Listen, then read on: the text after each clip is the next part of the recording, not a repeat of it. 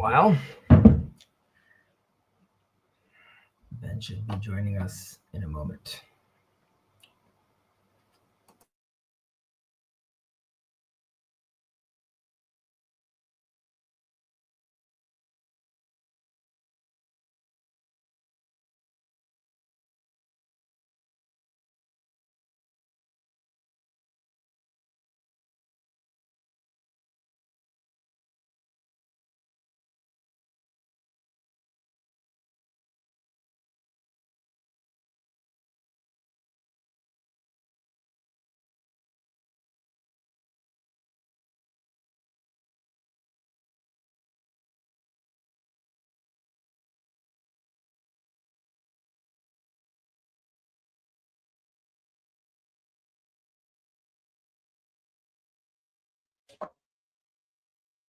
Ben. Ezzy, Hello, sir. how are you doing? Praise the Lord. Tell me something. Do you see? One second. Where is the Sfaria? Gotcha. Okay, one moment. Sorry. Yeah. Do you see? Do I need to make it bigger? I see it, but maybe let me see. I can move Or us make to it the. smaller? Sorry. Yeah, that's good. Yeah. You see? Yes, I do. Amazing. So, how are you, sir? I'm good. I'm good, pretty good. And I don't know when was the last time we spoke, but probably before the holidays. So I Yeah. hope everything was good. It was nice. Yeah, I mean, we spoke before our brothers and sisters were released, right? The live ones. It's So true. that's obviously Mm-hmm. crazy. And before Trump's crazy speech, and the world changes every minute. So Mm-hmm. crazy times. But you had overall, it was good. It was enjoyable. Yeah. Different from No, it last was. year. More meaningful. Yeah, it was. It was. It's definitely more. Felt, felt more in it. Um, it is a very intense period of Period. time, both spiritually and logistically. so, Right. so it's something to get used to. Are you a fan of Simchat Torah? There's some people that it's too much for them. Yeah, no, I enjoyed. I wasn't in the Simchat Torah this time because last year was pretty insane, especially the Chabad. They definitely do it do it well. Right. So I took a break from that, but I do enjoy it for sure. Just to, if anyone's listening, Simchat Torah is our celebration of uh, finishing the cycle of reading Hmm. the the Chameshet Chumshei Torah, the 5 books. And hey, RJ, it's good to have you with us. Oh, I was just completely remembering that I forgot to do something for you. Sorry. Um, yeah, so Simchat Torah is we celebrate that, and people are dancing, and they take out the Torah scrolls, and people hug them and dance around them, and everyone in the synagogue gets an opportunity to make a blessing uh, and read from the Torah if you would like to as well, and that includes like the little kids. So it's like a very very special time, and it's a very very long prayer service, almost as long as what usually people have for the Day of Atonement for Yom Kippur, but felt very differently. Right there, you're fasting, you're in synagogue all day. Here, you're in synagogue all day, but there's dancing, there's jumping up and down, there's kids getting candies. Many people drink, even though it's always an issue because the dancing period is happening in the middle of the prayer service, and then later on you still have to read from the scrolls, and you can't be inebriated when you do that. So people need to always be careful about that from a There's nighttime celebrations too. right. But So there's also people forget that there's reading also at night. hmm right. People always forget that they're wasted by the time someone has to tell them, okay, now there's this other part of the service that we need to do. But we digress a little. But it was a good period. I'm very, very, very glad to hear. Donnie's actually in Israel right now, so I'm gonna maybe meet up with him. Maybe he'll come over for Shabbat. Cool. I did not see what Jacob tweeted, nor do I have Twitter, so I don't know. But you're welcome to join us and tell us about it, Jacob, if you'd like. Well, I guess before we jump right back into it, we want to, in any way, review what we spoke about last time, or you want to move forward? We can review it shortly if we I guess just like I would just say maybe just the last lines over here. Mm-hmm. Right, we said this everlasting Yeah, love, Baba Ahavat Olam.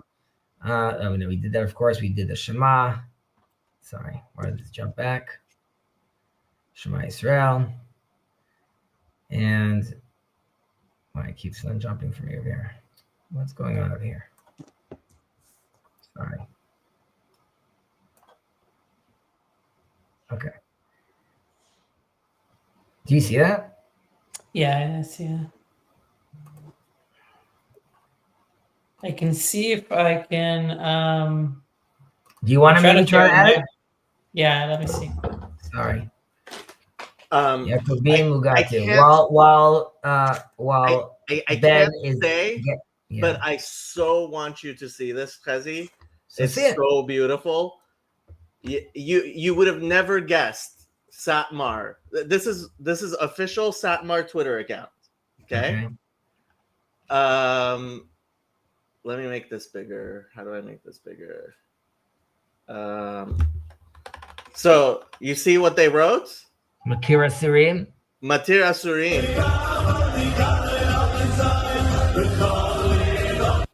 This is. I mean, I this don't is see them as Satmar. I don't see them as that callous. Obviously, Jewish brothers and sisters have been redeemed. Thank That callous? It's not a matter of being callous. They tweeted this out. you. With Baruch Shema, Hashem. with Shema Hopefully, this is one stage of them coming back home. I'm very glad. Maybe they're starting to hear God knock on the door. Thank you for sharing this with us. Chezi, I I appreciate love you. it. Be well. You're leaving us? I have to go. Okay. We'll miss you. Okay. So you adding it? I am adding it. How did I get here? Okay, that's good. I don't even remember how I used to do this. On the bottom, there's a screen with a plus. Share screen. Then a prayer. Oh no. And then a prayer. Here we go. Okay, we did this part. מהיר לארץ ולדרים אליו ברחמים תדבק. Correct. We did. Also, I realized something that Yeah. I realized is there's a difference between the way that I guess Sephardi and Ashkenazi. Yeah. say תתברך, תתברך, תתברך. Right. We're doing Sfard. Sfard, but this will be so this will be תתברך, תתברך. Ra. תתברך. Okay, we do that. Ahavat Olam, and then we said the Shema. Then we got into the Shema, unifying God's name. We said we had to say both of those to get to the Shema, and we're going to start there on Shema. We spoke about in the Shema specifically. Well, towards the end, we were talking about. We're not going to go through the whole thing, but we spoke about how. I think we also spoke about the tefillin over there, but we went through obviously the whole. With all your might and all your soul. We spoke about Rabbi Akiva, sacrificing himself and doing that, and how we always have to be thinking about the Torah as well, constantly, and this divine awareness that we want to be in all the time when we wake up and we go to sleep.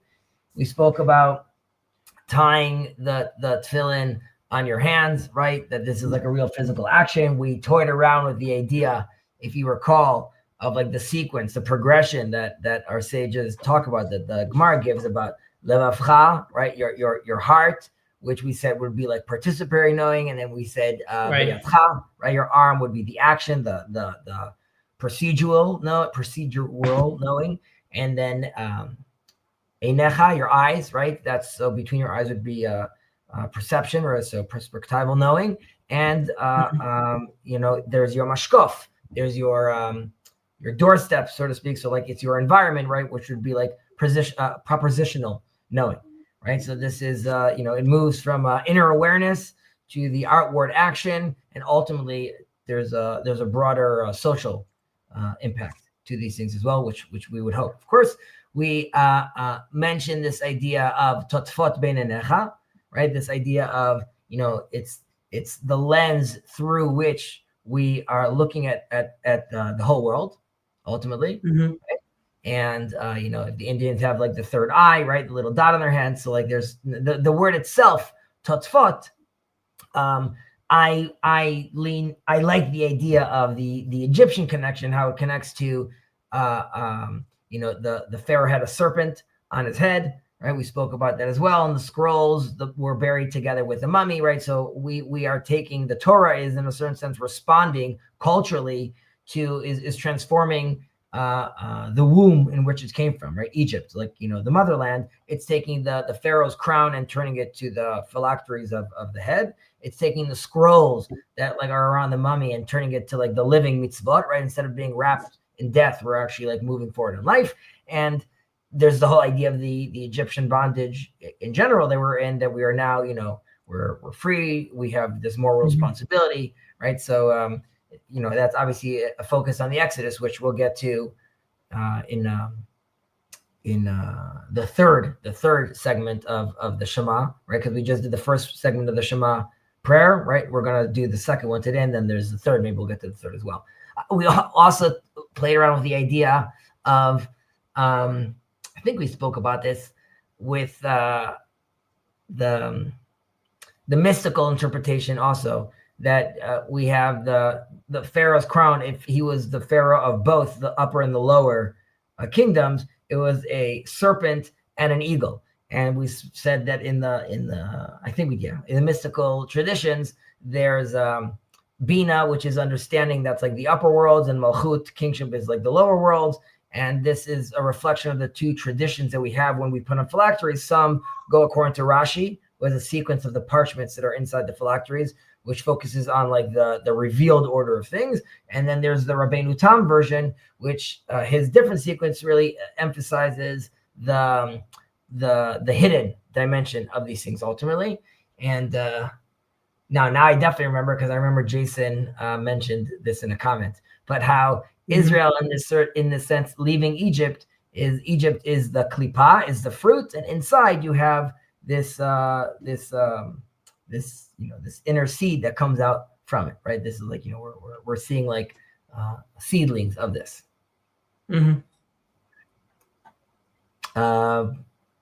Okay, let's read and move on. Second one. Yeah. Okay, you have the English translation as well. Yeah, actually, let me.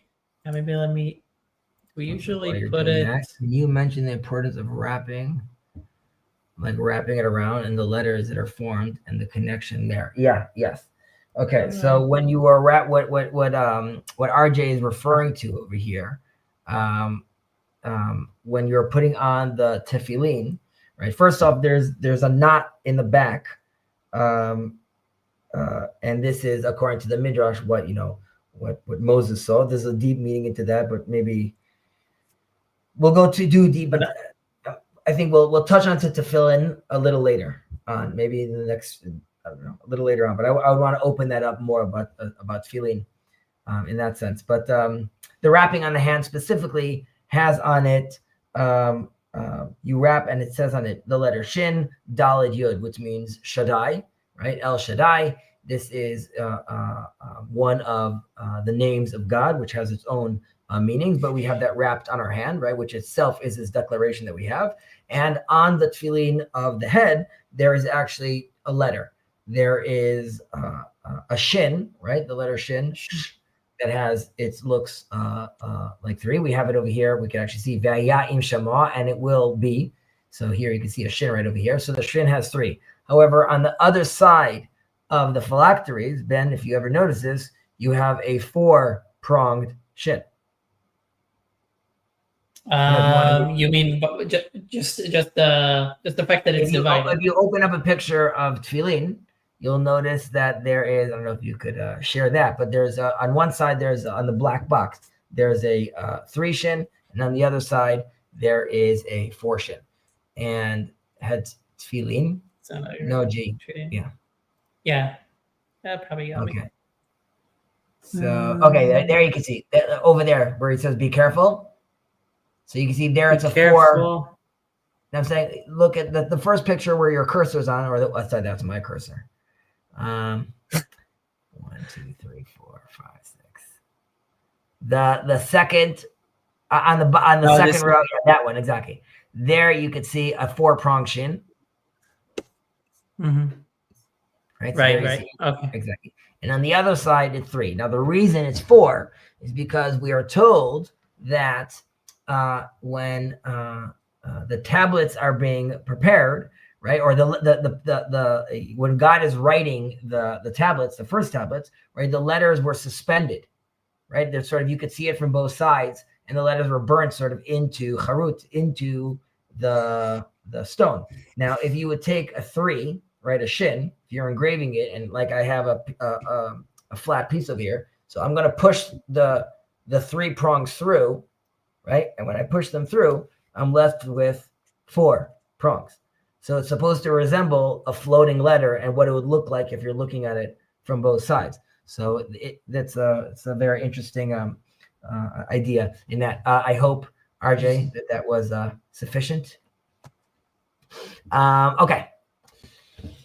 And obviously you're welcome to join. והיה אם שמוע תשמעו אל מצוותיי אשר אנוכי מצווה אתכם היום לאהבה את אדוני אלוהיכם ולעבדו בכל לבבכם ובכל נפשכם. Right? This is sounding familiar to what we said earlier. ונתתם את ארצכם. This is a new addition. ואיתו יורה ומלקוש ואספת דגנך ותירושך ויצריך. ונתתי עשב בשדך לבהמתך ואכלת ושבעת. ישמרו לכם פן יפתה לבבכם וסרתם ועבדתם אלוהים אחרים והשתחוויתם להם. וחרף אדוני בכם ועצר את השמיים, ולא יהיה מטר ואדמה לא תיתן את יבולה, ואהבתם מהרה מעל הארץ הטובה, אשר אדוני נותן לכם, ושמתם את דברי אלה על לבבכם ועל נפשכם, וקשרתם אותם לאות על ידיכם, והיו לטוטפות בין עיניכם, ולמדתם את בניכם לדבר בם, בשבתך בביתך, ובלכתך בדרך, ובשופקך ובקומך, וכתבתם על מזוזות ביתך ובשעריך, למען, this is now an interesting addition over here, because what we just said, we said this in the previous one, למען ירבו ימיכם וימי בניכם על האדמה אשר נשבע אדוני לאבותיכם לתת להם כימי השמיים על הארץ. Go ahead, Ben.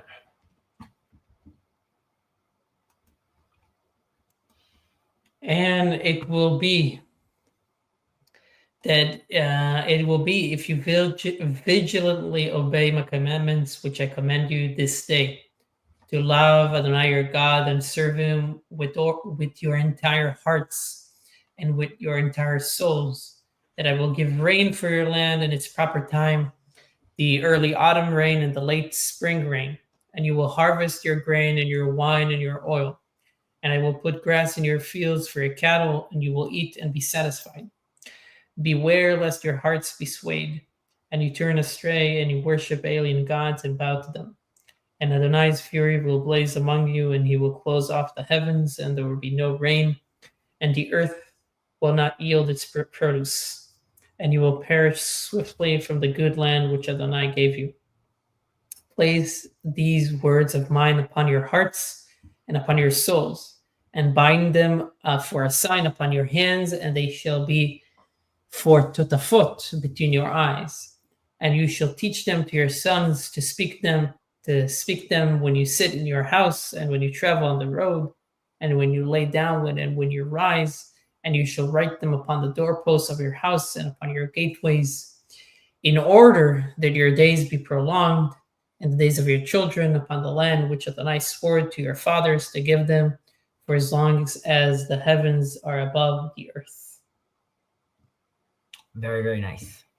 Okay, so I'm sure if you realized off the bat that there's some of it is repetitive with regards to what we read in the previous, the first portion of the Shema, right? So we're seeing that over there, and there's a difference over here, right? So off the bat, in the first paragraph of the Shema, we have with all your heart, with all your soul, and with all your might, right? With b'chol mo'odcha, right? So this is the ideal of for Hashem, for God, that even when I'm at this point of giving up my wealth as well, right? And in the second paragraph, right, it's with all your heart and with all your soul. But here it's sort of there's a joint love of God with this also expectation of reward, though, right? There's rain, there's crops, there's things I need to prosper, and in this paragraph, the Torah is really recognizing the weakness we have as humans, that we have this mixed. We love God, obviously, because we love God and we're trying to be true, but there's also this mix where we have this hope ultimately for blessing, right? We're told, we learned in Pirkei Avot, don't lo almanat lekabel pras, right? We're participating in the mitzvahs and we're observing the mitzvahs not to get a reward. Nevertheless, we're not ready for this absolute surrender of with all your might, right? There's this conversation where God is also speaking to us at that level, where he realizes as humans, we also have this expectation. Mm-hmm. And I would say, so to break down this verse even more, we have this there's this famous discussion about this in the Talmud, right, in the Gemara, in tractate Brachot, where it brings these two these two opposing views. We have Rabbi Yishmael, what talks about gathering your grain, right? Because we see over here your oil, your grain, your so where he's talking about gathering the grain, this is teaching us to live according to derech eretz, right? What we call like the way of the land, right? We're not supposed to expect miracles. We're supposed to participate in actualizing this in the world, right? That even Torah scholars have to work ultimately, and you have to be participating in this. And we can't take literally that the other world is going to take care of us.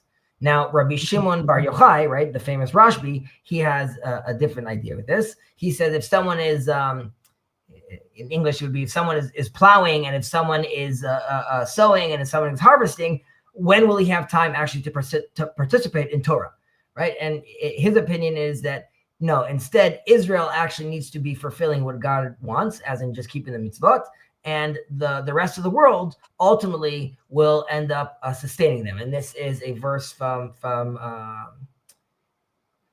Yeshayahu that I'm trying to think in English what it would be, but it's Zarim are coming to take your son. So different Gentiles will the foreigners are gonna plow your gardens and take care of your vineyards. So this is his opinion. And obviously we see there's this tension between Torah study and worldly work. And obviously, Ben, you and I are very aware of this with regards to, Israel, the Haredim and the army, and how that balance is happening, right? Military service for the ultra-Orthodox in Israel. A lot of this also weighs on part of this as well. Like how much work, how much are they also, well, less army, more with the workforce in Israel, right? Where how much of that balance is done. And there are, reconciling views of this opinion, which would be the Rav Chaim from Volozhin, right? The Netziv. He sees it as only a certain elite of people need to be devoted their whole life only to study Torah, right? Which and in that sense, like Rashbi is correct. However, most people need to be going according to Rabbi Yishmael, right? Which is doing Torah and work together. And that's why really the Shema is in plural, which is talking to the nation, right? But this phrase is talking about like an individual, right? So it's talking about more like it's hinting to an individual that feels they could actually take this on and handle this. And there's a famous also opinion of the Khatam Sofer. The Khatam Sofer believes that this is really between Eretz Yisrael, right, the land of Israel, and in the diaspora, right, out of the land. And in Israel, ultimately, one is dealing with the land is not a curse; it's a blessing. It's part of actualizing these stuff. So plowing and dealing with the trees within itself in Israel is already part of the blessing. And if you're doing it, however, when you are outside the land, there it's a different opinion. There, you don't want to be participating with it. But when you come back to the land, and obviously we are very fortunate that today we've returned to the land, that work really regains its it's Torah dignity, it's holy dignity, right? That we could actually be doing this. And obviously I hope that all my brothers and sisters in Israel could also agree with that opinion as well. Kalanimus, thank you. Rabbi Naftali Tzvi Yehuda Berlin. What are you adding to us over here? I'm sorry if I'm misunderstanding you. Any thoughts, questions? Because I want to maybe develop this a little more, but I don't want to. Yeah, I'm trying to think if I have anything in particular. I mean, I don't remember noticing it, or maybe at some point, that it does switch, right? When it talks about the commandments at the top, it's still plural. Shema tishmeu, if you hear, plural. Serve in plural, and all your hearts and all your souls. It's also plural, like I give you the land, the rain in its proper time. Mm. But then it switches when it talks about natati esev, like I gave you. Right, exactly. So the gathering grain of the grain and doing that, right? We're saying that is hitting to an individual that is saying that he could handle like the calling of constant Torah study, and that's going to be for someone else. Mm-hmm. Yeah. It's interesting, and it's always, and in my mind I also have this question about, it's almost like you have, in some sense, when we talk about mitzvot, it's almost like you have a direct action that you can take that is a mitzvah, and then you have auxiliary actions, that are not as directly a mitzvah, but they sustain it.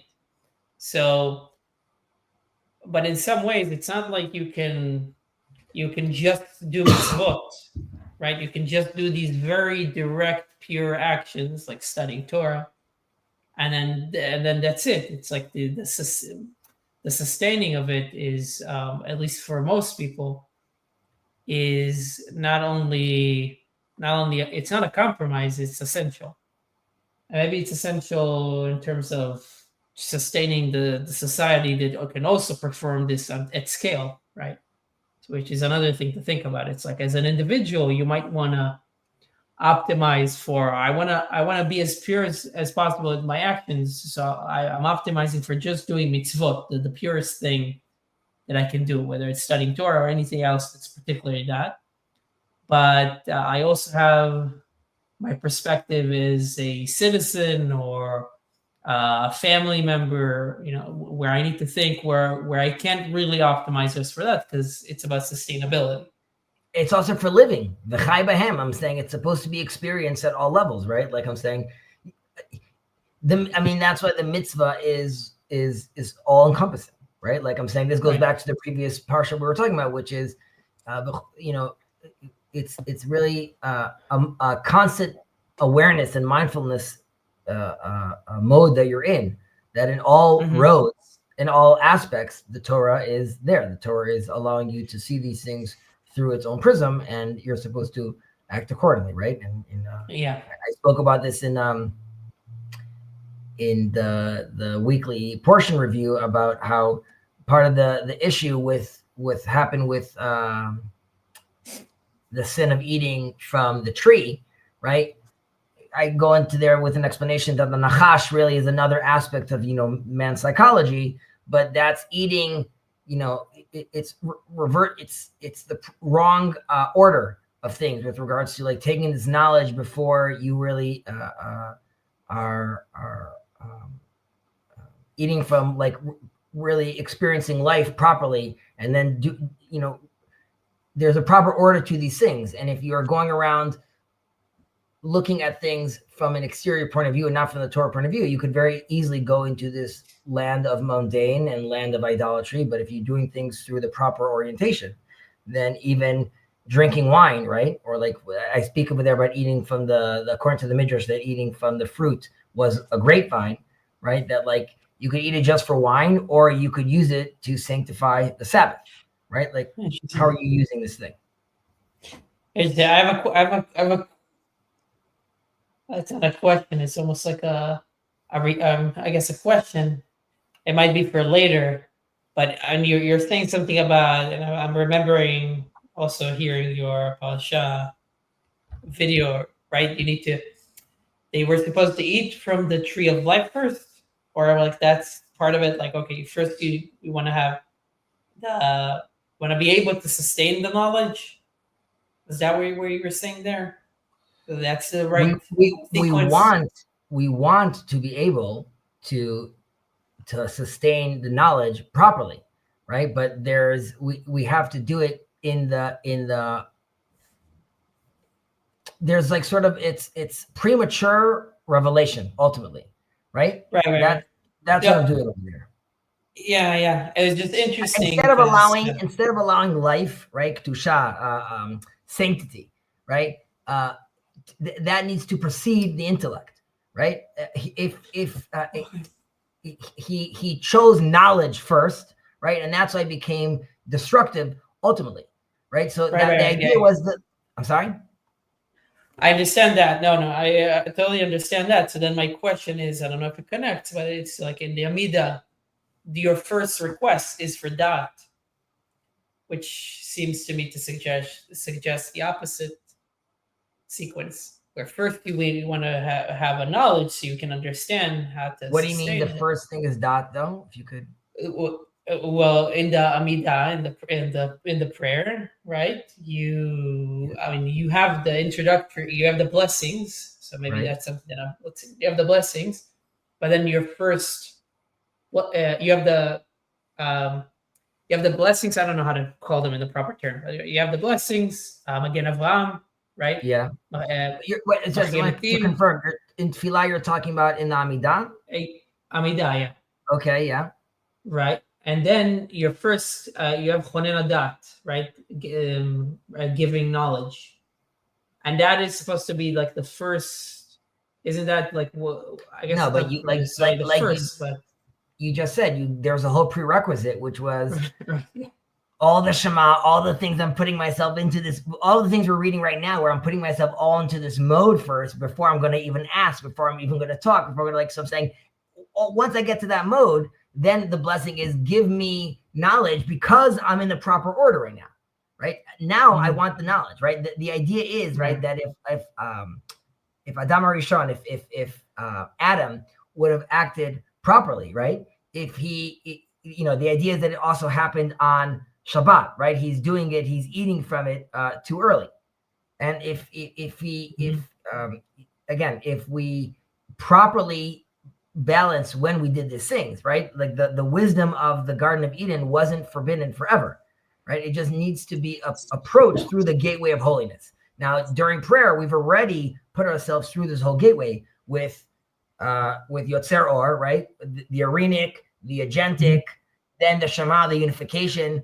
And once I'm already at the prayer, right? Once I'm entering into the actual, like we spoke about, like the prophetic dry run of talking to God, then obviously I've already done all the things. And we spoke about earlier how we have to do it through Koved Rosh, right? We have to be in the right mindset even to be doing this. So right. we're definitely not starting with dot, I would say.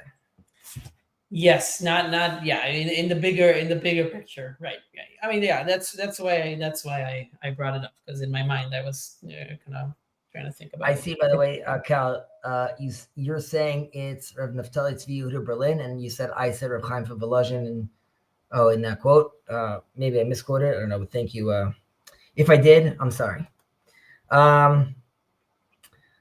Can we see your screen again? I'm seeing like half the screen. I want to see how they wrote Hishamru Lechem Penifte Levavchem. So scroll down. Beware lest your heart be swayed and you turn away and you worship alien gods and bow to them. Right. So if we notice after this first part of the blessings, right, now we're being warned, right, that obviously if anyone's following, this is part of. Someone just tried to join. I just heard something. No, that's my computer. Oh, I got you. So we're being warned really over here, right? That the heavens, the skies will close, so to speak, right? Yet right after that, right, we see this this part about put it upon your hearts and upon your souls and upon like right after that, right? So like you're threatened, you're gonna be kicked out, and then again it goes into put these things on your hearts and your souls. So there's an idea over here where we see this jump happening over here, which is again this little addition over here is sort of talking about exile again. That you need to you need to make sure you give yourself how it says it in Jeremiah. I don't know what it is in English. It's simulach tamrurim, like give up yourself like markers or warn. What would you say? Stoplights. Or stoplights, right? To warn yourself, right? Like that this idea of keeping the mitzvahs inside the land and outside the land, right? That like you were saying earlier, that it's fully involved in our life and we're participating in it, that there's this national connection we have with the land of Israel, that even when you're not in the land, you still need to be participating sort of in this ritual constantly. The ideal place to do it is obviously in the land, but you obviously need to constantly doing this because practicing this sort of the dry version of this in exile allows you to fully participate when you come back to the land. But you're not gonna remember this. But if you look at the sequence, it goes like this: that you need to take care, right? Lest if you're going to be deceived, right? You got to watch out, right? So, and you will go into exile. Like I'm saying, read it out that way. Like we get this warning, meaning if you don't watch out, you're going to end up following these alien gods. You're going to get kicked out of your land, right? And then when you're in exile, place these words upon your heart, because when you're there, you're going to have to keep the mitzvot nonetheless, or you're going to have to still participate. And like Jeremiah says, it's also going to allow you to maintain this connection to the land. Why? So when you come back to the land, ultimately, right, your children, you're going to have to be able to be there for a long process on the land itself. And then because you're destined to return to the land, right? So you're even being hinted over here what the proper, the proper order of things. You're going to not listen. You're going to get kicked out. You're going to have 2,000 plus years of exile. And throughout those 2,000 years, you're going to constantly be participating in this, really. It's funny when Rabbi Cook in the in the 1900s or 19th century, when he's born, 80% of Jews are religious and 20% are secular. And when he dies, right? Yeah. 20% are religious, 80% are secular, right? But most of our period in exile, right? It's the Jews are maintaining this sort of connection. And we could see it allowed us to think I'd come to this land, right? And that's why this second paragraph, right, is really teaching us this foundation of observing the personal mitzvot, right? As tefillin and mezuzah, right? Even in exile, we got to do this because it's preparing us to return, to Zion. And again, like I said earlier, our generation comes back. We merited to come back to the land of Zion, right? I say Zion because Israel's, politically, people are nervous about it today. So people shouldn't confuse that Israel is Am Yisrael, Eretz Yisrael, Zion, obviously. And the Chafetz Chaim, I believe, said, Cal will correct me if I'm wrong, but that, the value of putting on tefillin in Israel is like 20 times or 30 times more than putting it on in Poland, right? There's a sense of all these things.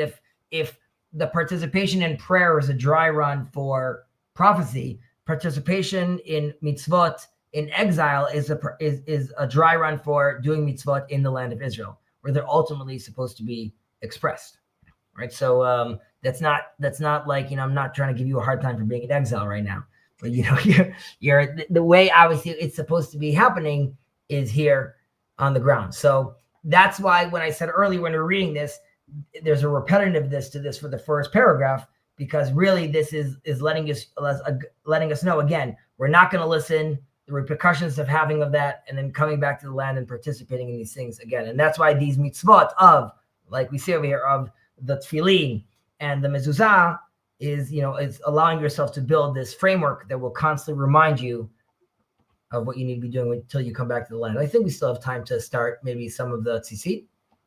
Yeah. So I see over here. Is there a connection to the first of the 10 commandments? I think so. What do you mean? Like as far as like the commandments themselves, like the first, or the all the commandments, or the first few commandments? Or the first commandment. Like You could I'm clarify. God, I'm God, you're God. Like which one is a command? Because it's also debate. Okay, tzitzit. We'll also expand on this. We'll expand on tefillin. We can expand on tzitzit. But ויאמר אדוני אל משה לאמור, דבר אל בני ישראל ואמרת להם ועשו להם ציצית. על כנפי בגדיהם לדורותם ונתנו על ציצית הכנף פתיל תכלת. והיה לכם לציצית וראיתם אותו, וזכרתם את כל המצוות אדוני ועשיתם אותם. ולא תטורו אחרי לבבכם ואחרי עיניכם אשר אתם זונים אחריהם. למען תזכרו ועשיתם את כל מצוותיי, והייתם קדושים לאלוהיכם. אני אדוני אלוהיכם אשר הוצאתי אתכם מארץ מצרים. להיות לכם לאלוהים אני, אדוני אלוהיכם. It really ends with emet, and then we read the next portion over here. See, you must be careful to connect the last words of Shema, emet. Is true. God's name is true, but yeah, that's that. Not then we'll be moving on to the next portion. But let's read the translation over here. And Adonai spoke to Moses, saying, "Speak to the children of Israel and tell them to make for themselves fringes on the corners of their garments throughout their generations, and they will place with the fringes of each corner a thread of blue, and it will be to you for fringes. And you will look upon it, and you will remember all the commandments of Adonai, and you will perform them, and you will not turn aside after your hearts and after your eyes, which cause you to go astray, in order that you will remember and perform all my commandments, and you will be holy unto your God. I am Adonai your God, who brought you out of the land of Egypt to be your God. I am Adonai your God. Truth. Mit. I'll just mention that when we say this prayer during the day, we when you get to this part, you hold your 4 fringes of your tzitzit and you of your fringes, and every time we mention the word tzitzit, we kiss the tzitzit as well. Some people kiss, put it around their eyes as well. Some just kiss it. But it's tzitzit. So you know what? Let's. What time is it right now? Okay, let's maybe just do first like a little background on. Let's unpack sort of what's happening with tzitzit over here, because tzitzit is not. It's not really because of the commandment of b'shavtecha v'kumecha, right? That like when we're doing it when I go to sleep and when I rise up. I'm not saying this to fulfill that part of the mitzvah, which we said part of the saying of the or citing the Shema is, but it's also that we're doing this to remember that we left Egypt, right? All the days of our life, we have to remember that we left Egypt. And this paragraph was brought in because this allows me to do a daily read of, remembering or recalling the story of Egypt. Now, even that needs to be unpacked a little in the Mishnah, in also the tractate of Brachot, as it makes sense as we're talking about this. We talk about the Exodus both in the day and the night. It needs to be mentioned. And there's this discussion. It's also, you might have recalled this from the Agadah. There's Rabbi Eliezer ben Azariah. He says that I am like a man, kiben shivim shana haiti. I don't know if you remember the story, right? There's this miraculous guy. He's 17 years old. He becomes he gets to a prominent position. He's nervous that people are going to think he's young. And at night, the next morning, he wakes up and his face, he has all his hair turned white, so people will respect him. So I am like a man of 70, I kiben shivim shana haiti. And he never merited to get to say the story of the Exodus of Egypt at night. So here you're already seeing a tension that at that time, not everyone agreed about saying that portion at night, right? They were saying the first portion that we read, but this portion they weren't saying yet at that time. Now he teaches us the days of your life, right? The kol yamei chayecha. This is referring to the days.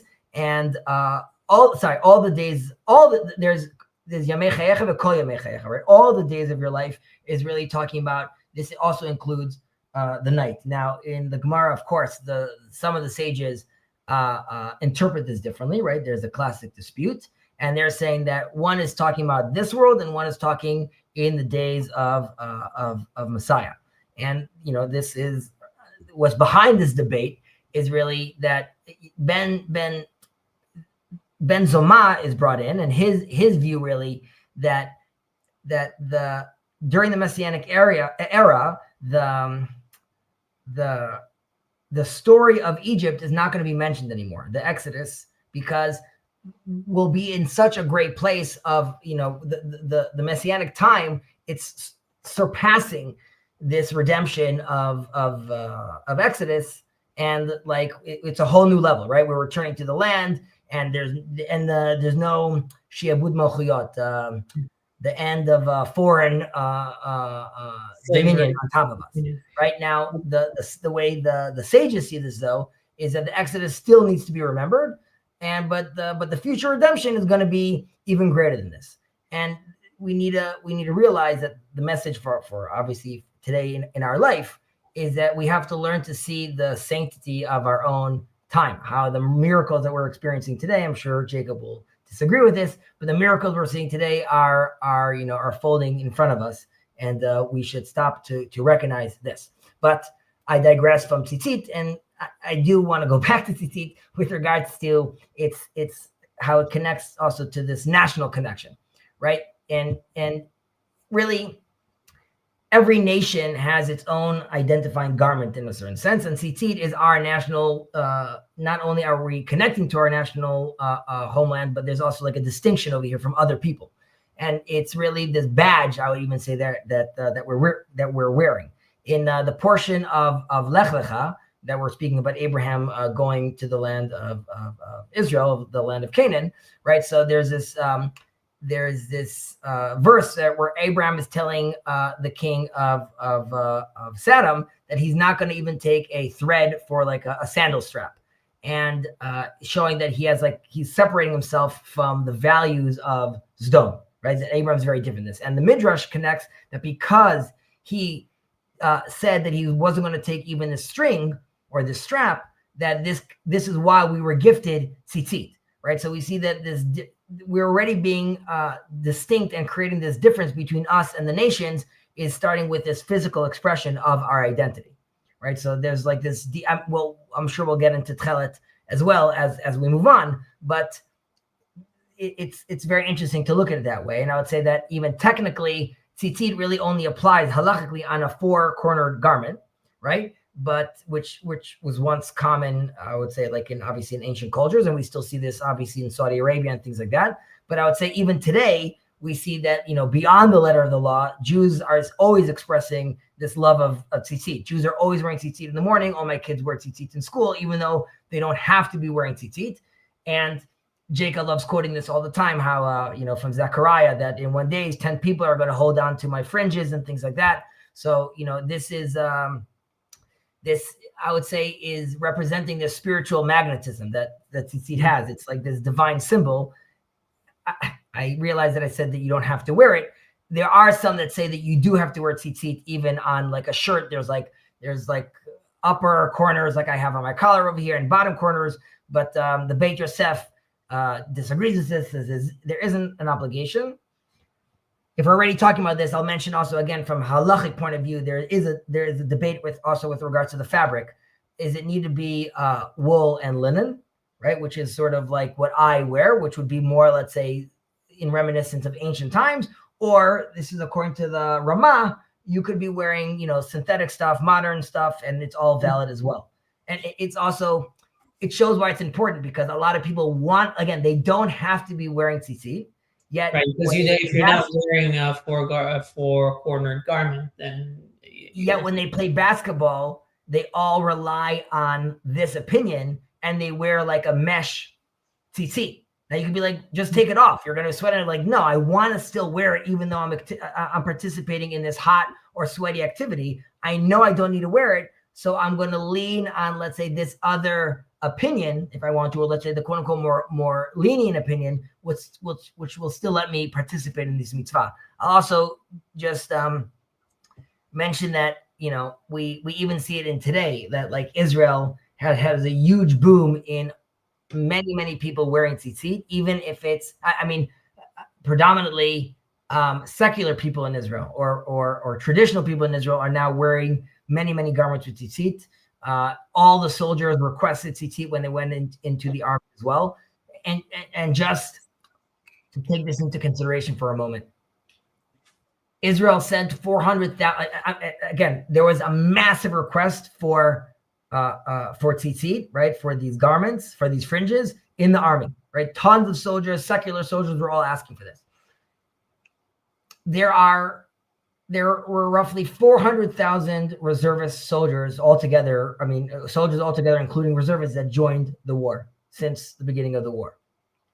That is like 20 million Americans joining the war if they had a war.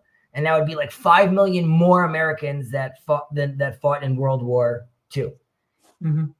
Show me one country around the world today that you think there would be that percentage of the population that's willing to go out in a moment's notice, leave everything behind and go fight a war, right? Like we're showing a completely live and vibrant nation that believes in itself, that believes in its ideals. And all those warriors all wanted to wear the tzitzit as well.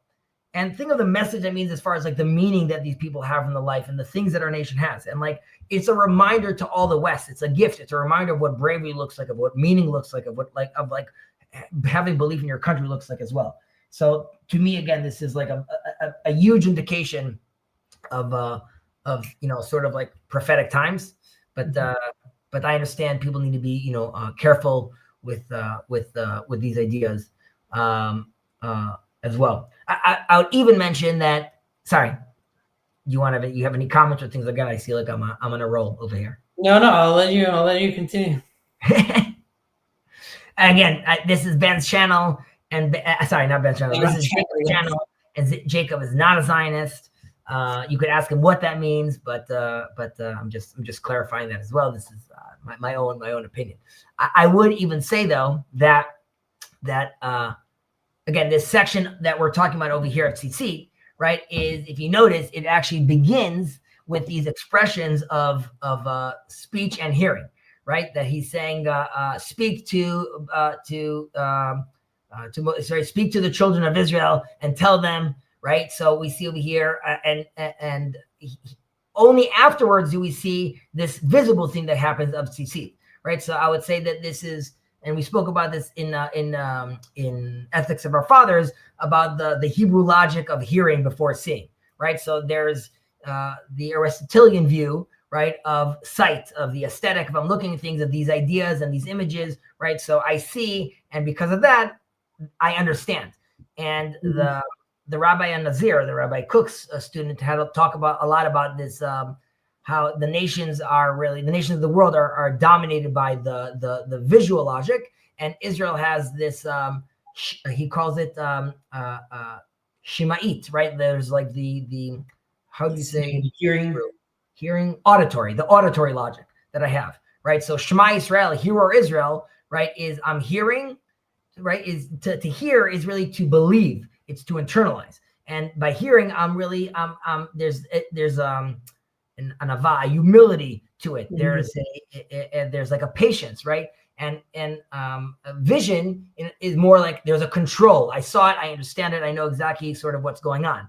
And really for Jews, or in Jewish thought at least, in this world, hearing, right, means seeing, right? But in the world to come, like it says in Isaiah, they shall see eye to eye, right? Ultimately, I'll see, like, fully understand and see it properly. Or in the mystical traditions, right, the Zohar, when you want to play with the holiness, it always starts with ta chaze. Right, in Aramaic means come see. Right, when you're in these holy worlds, then you could talk about seeing. But when you're in this world, you need to be talking about hearing, because we're seeing there's a lot of lies, there's a lot of deception out there. I would even say how it's important to think about that even with deepfakes today. How important is it actually to rely on what we're hearing and what we're understanding, and not necessarily what we're even going to be seeing, because so much of that is fake, either because people are putting up like a fake veneer, or people are literally manipulating the reality around us when they're making like these visuals.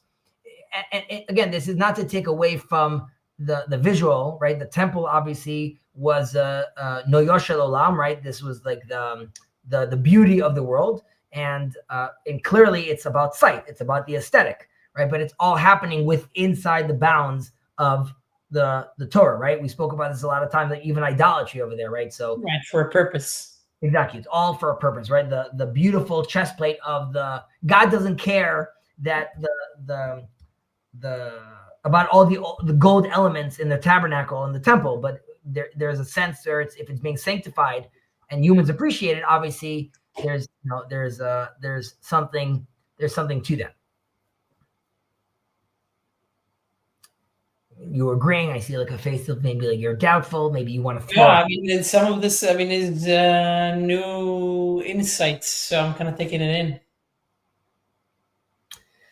Tzitzit is fascinating, obviously, and there's like our flag, the flag of Israel is in certain sense connected to what a talit looks like, right? To the garment itself that you're wearing. And it's also supposed to be a symbolic of the Red Sea splitting and Israel walking through it as well. But it also is very much connected to right. I mean, going back to the hearing, we sing this in Lecha Dodi on the Shabbos, right? Sof Maaseh v'Machshava Tchila. I drill this into my kids all the time, right? In English, that would be last in action or last in the deeds that you do, first in thought, right? So what appears last externally began with something internal, right? Like if I first thought about something, so my Maimonides, right, the Rambam, he says that tzitzit is like the hair, right? Like the fringes are like the hair, right? It's like these strings that are coming out. Right. So these are these delicate strands, right, that are growing from this hidden thought, right? The brain underneath, right? So the deepest ideas that I have are like reaching like action when they come out of my hair. So like in that way, you have like a circle, right? I have the hair on my head, right, which is the intellect, and then I have the tzitzit of my garment, which is the action coming out into the real world, right? So I have like, I'm taking power from above and actualizing in the world itself. And the fruit. Correct. That's the fruit, or it's very much the reminder that that's what I need to actualize. And if the Shema starts with hearing and is ending in this sense, like with seeing, right? So this is so again, I'm moving from faith to, like you said, to these fruits, to this embodied vision of what I'm doing ultimately. And that's why the tzitzit is and the Torah says, Lo taturu achrei einechem, right? Don't go after your eyes. Asher atem zonim acharehem. So what's your translation in English over here? After you, which your eyes caused you to go astray. Go astray. Exactly. So zonim also means like literally to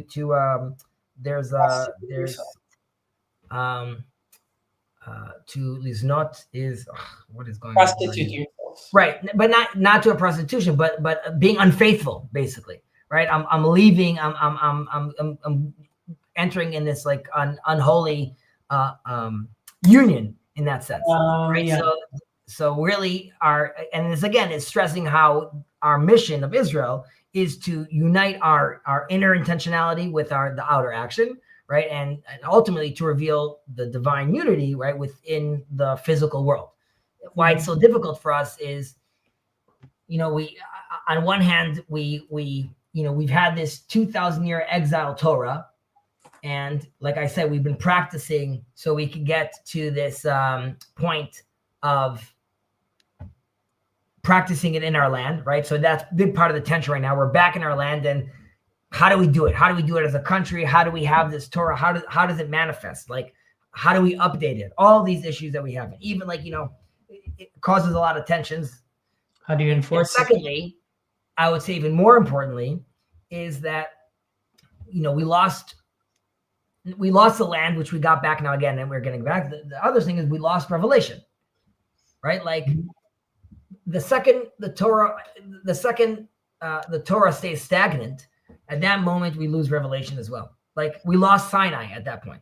We had Sinai, and after 2,000 plus years ago, at the end when we lose this revelation, and it's, relates to our whole discussion about prayer, things go silent. And then we have a Torah. And as long as the Torah keeps on innovating itself, we still have the echo of Sinai, right? So we still have these elements also of the revelatory word of God.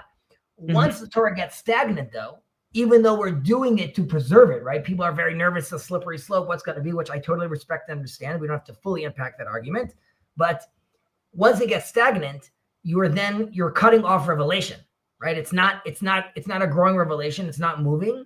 So that's it's very difficult. So part of coming back to the land is preparing ourselves also to be in that revelatory mindset. Right. So, which is why in a weird way, the idea of, and we can pick it up next week, the idea of the tchelet, the blue fringe, is in some weird way a political statement.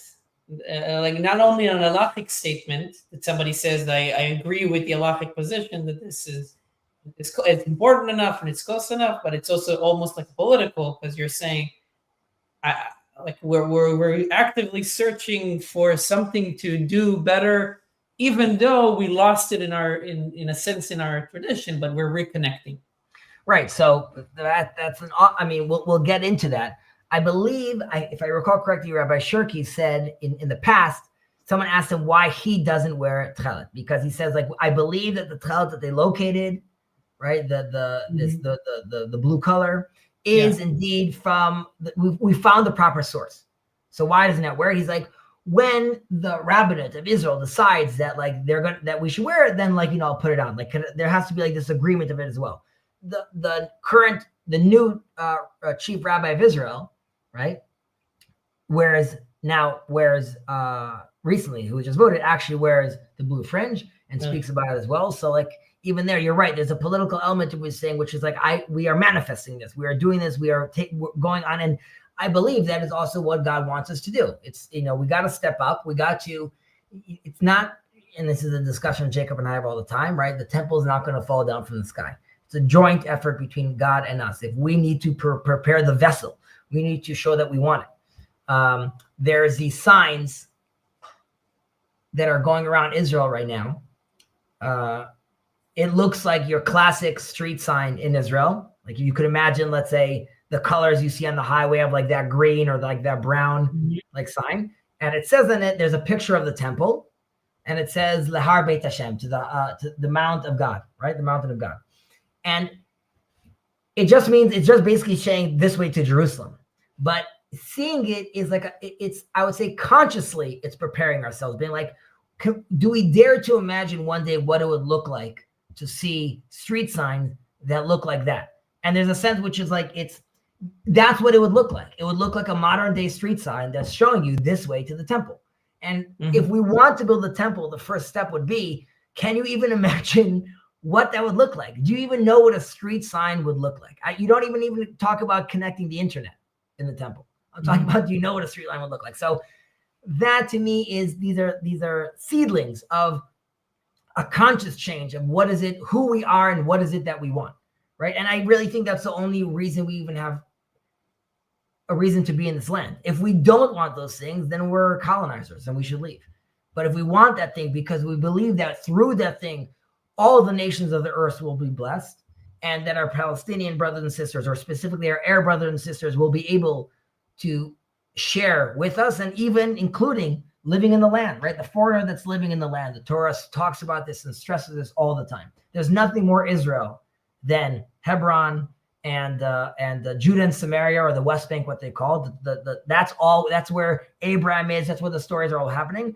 And another thing that's constantly, and the land of Israel, obviously constantly mentioned in the Bible and in the Quran itself, obviously, or not obviously, but in the Quran itself.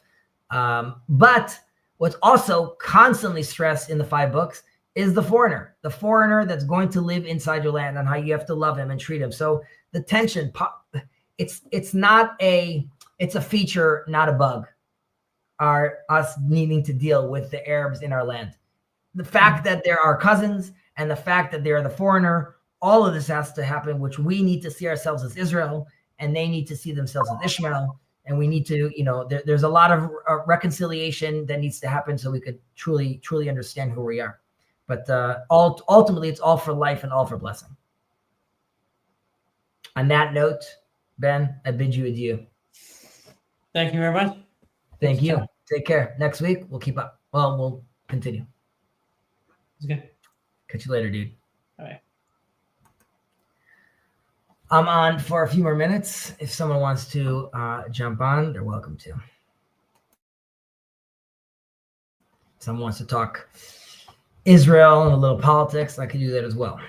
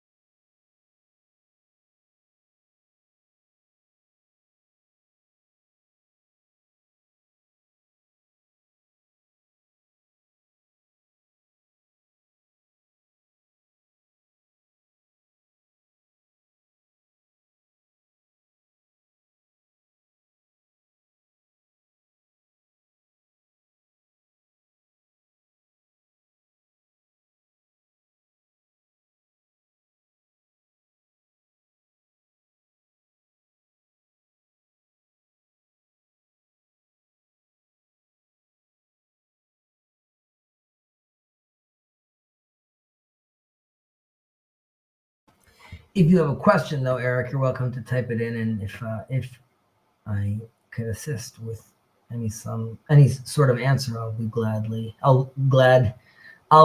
oblige. You'll have to excuse me. It's fairly late, and I had a very long day.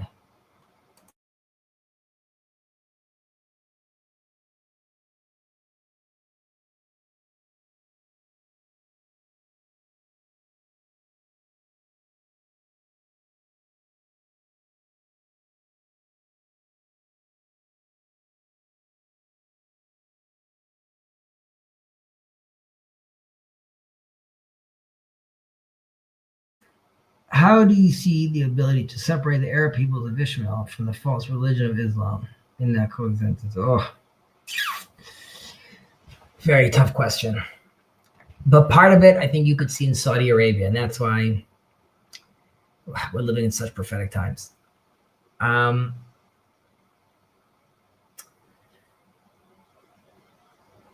Saudi Arabia is if we could have peace with them, that's like the first, I don't know, the first domino, but one of the first dominoes to that massive change, because that's that whole Sunni world, and that world is looking into reforming, and they need help doing it. There's a sense of like the Western mentality, even though I have a lot of challenges towards the Western mentality, but there's a sense where they need to be invited into that. And also theologically, Christians and Jews need to assist them with, and this existed in the Muslim world, the ijtihad, right? The reforming of their sacred text through a sacred process, right? So if Christianity has its own tools and Judaism has its own tools to reform these texts or interpret these texts, again, through proper tools, traditional tools, we need to assist them to take the divine sparks that are in Islam and allow them to manifest it how it properly needs to be oriented. And that's going also back to earlier interpretations. There's been splits of Mecca and Medina and how they interpret certain things. So it's a lot of work. However, there is I don't know how I want to say how it's growing, but there are people that are interested in it. There is a relationship that's starting to develop between different people in Israel and in the Muslim world, that is, or the Arab world, that potentially could allow for this to happen. I'm putting aside, Palestinians. That's a different kind of worms, but the Arab world itself, I listen, I'm an optimist, but there is a sense that there could be a change. It does require a change in Islam. It doesn't mean Islam needs to be forgotten, though. I think Abraham wants to see his sons get along, and it's a request. It's a request from Jews and Christians, from Muslims, to properly orient themselves again, not to abandon their religion.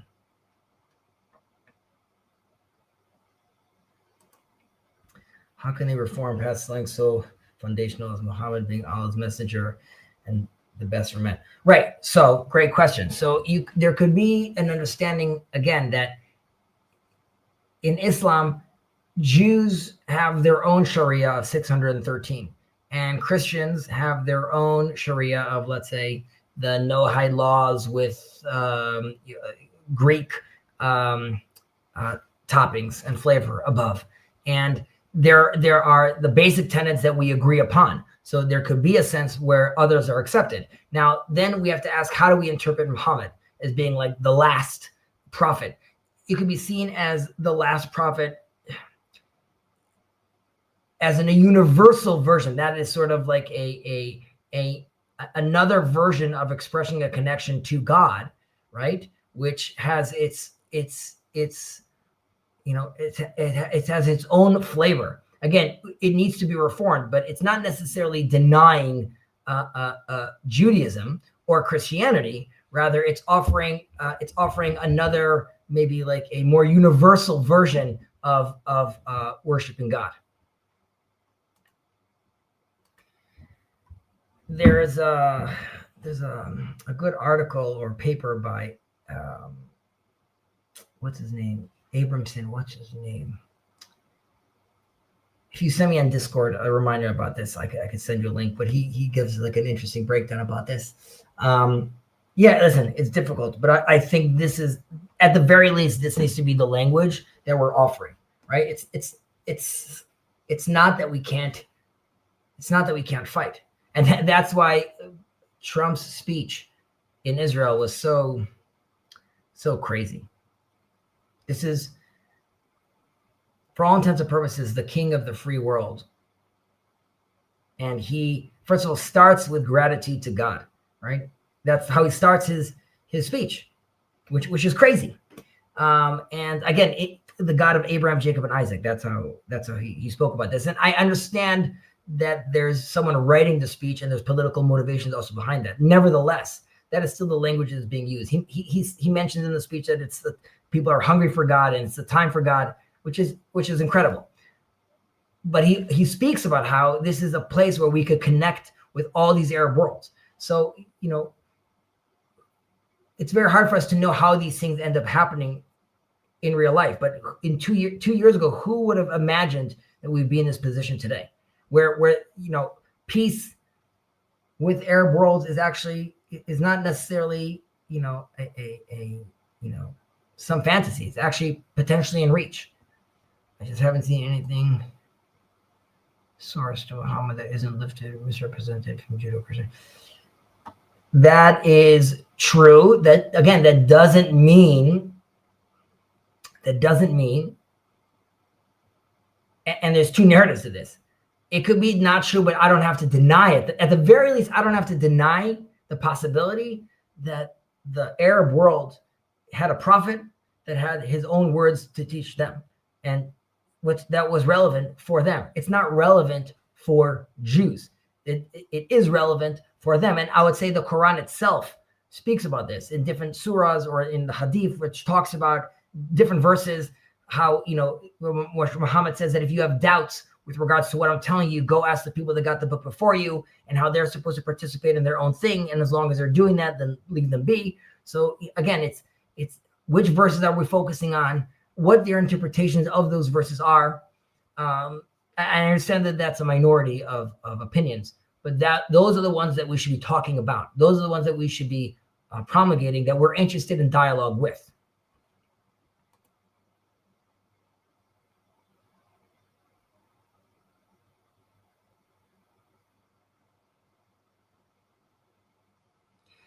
Yeah, he was rebuffed, and there's a whole story over there as well.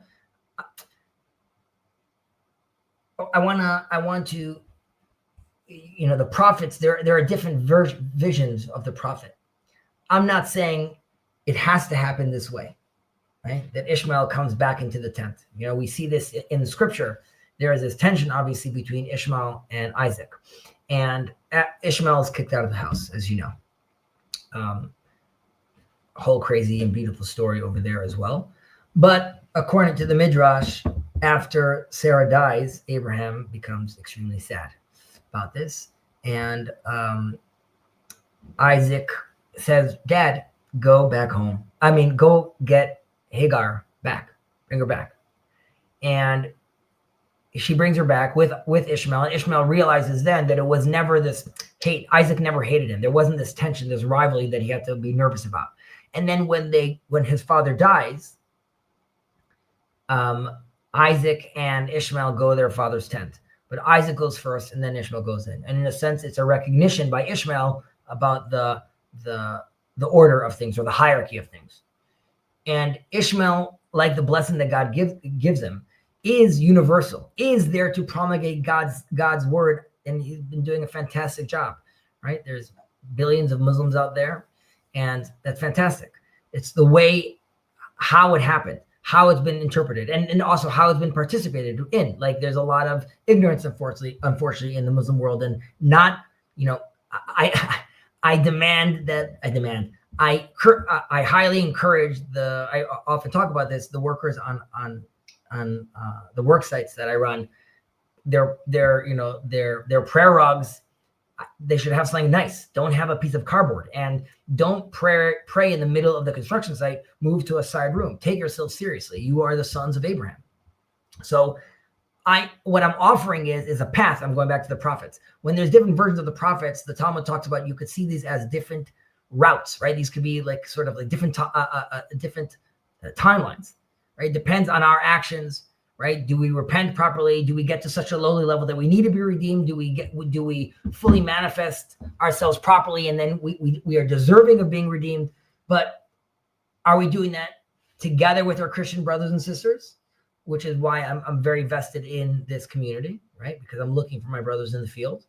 Or do we need to do it in a different route, right? If you look at how Ezekiel talked about things, or Isaiah talks about things, is different. How we look at the foreigner, where he's allowed to come in or not, there's different versions.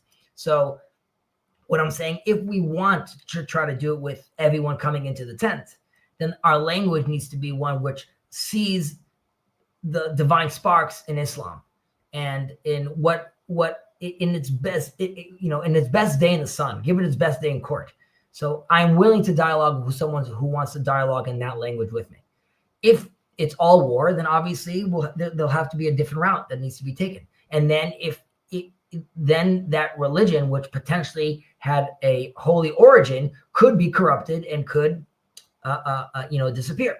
Hopefully they could elevate where they are right now. I understand this sounds patronizing, but what I'm offering is, come join the party, but we got to do it with the same sort of rules, at the very least, until this relates to how I look at the Dome of the Rock, right? First of all, its original name is Beit El. It's known as a place to remember Beit El Mikdash, which in Arabic means, that's in Arabic. In Hebrew, that means Beit HaMikdash, or the temple. And it was known that they needed to clean the foundation stone and take care of it. Only later on does it turn into this mosque that has all this attention onto it. But I have no need to, quote unquote, people here the Jews want to blow it up or get rid of it. Right now, it's supposed to be a house of prayer. I just want everyone, whoever wants to pray there, Jews, Muslim, Christians, everyone is welcome to go up there and pray. And when the Messiah comes, or the Mahdi comes, who are we to argue with what Allah or God wants us to say? And that day comes, we'll accept whatever he says. But for right now, we can all pray there together. And we need to be able to come. I'm saying even with Christians, I'm not here to convince Christians. I'm here to say, at this point of our journey, at the end game, we need to start walking this hill up together. And these things will sort themselves out as we move together, as we see ourselves. We make space for ourselves. We talk to ourselves properly. And again, in a brave space, it doesn't have to be kumbaya, but it needs to be respectful, and seeing ourselves all as sons of God.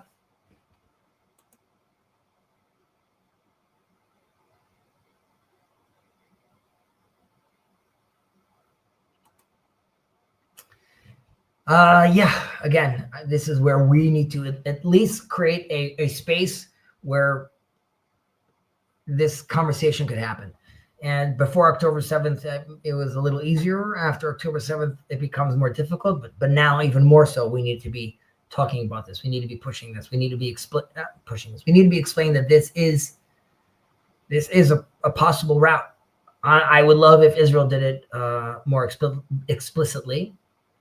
And again, I think that's why we have to be speaking in a more religious language. And that's why Trump speaking the way he spoke at the Knesset, he was laying out sort of this vision. Again, it was beautiful to hear someone dare to dream again, but a vision which he was articulating in a modern way, that the nations of the world will be blessed through you, and how this could, we could talk about a world-changing paradigm, and it's sort of an invitation for Israel to join, but it requires us as Israelis to realize who we are, right? Which we haven't done yet. And I would say this is part of our own, close to 80-year experiment right now in this. And that's why I'm okay with Jacob saying, I don't like Zionism.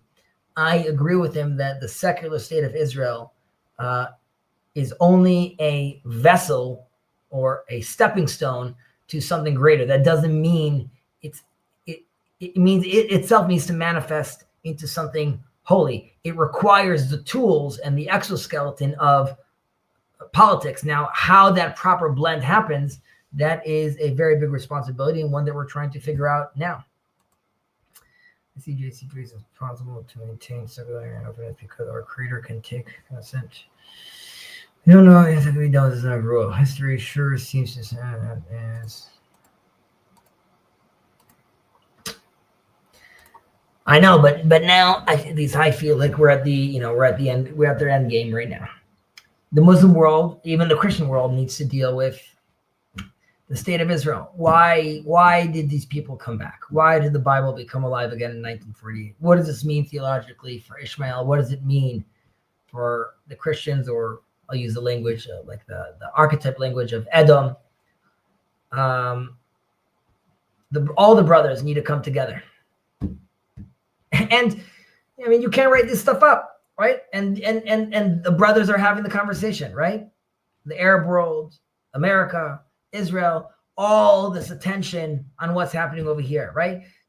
All these actual genocides in the world and actual famines in the world, yet this gets all the focus. This gets the ire of the world. And I've said this often, there's a sense when the world is looking at Israel, even when the world looks at Jews, this might be provocative. We could either be Judas or we could be Jesus. There's nothing in between. Either we are the enemy and we are the killer and we are destruction, or we are the saviors. And we need to step it up. We need to become who we're supposed to be, a light unto the nations. That doesn't mean genetically better. That doesn't mean that we are better than other nations. We are the heart inside the body. We can't walk. We can't move without hands, which is Esau, right? We can't participate that way. But we see ourselves as the heart, or we see ourselves as the chimney cleaners, right? We're all in the house together. We have this beautiful house. But in order for our connection from below to above to the divine, right, we need to have a channel. We need to have a chimney for that to happen. And we have gifted to the world that mechanism, right, to connect to the divine. And hence we have our daughter religions, right? We have our sister religions, Christianity and Islam. However, in Judaism, when oriented properly, we are there to clean those chimneys. We have 2,500 years of being very, very dirty, cleaning this chimney to make sure that this divine connection could happen. But we obviously have to build this house together. That would be glorious. It would be glorious. Inshallah. That's right, Eric. Through the line of David. Again, so much to unpack in that idea. But yeah, I agree.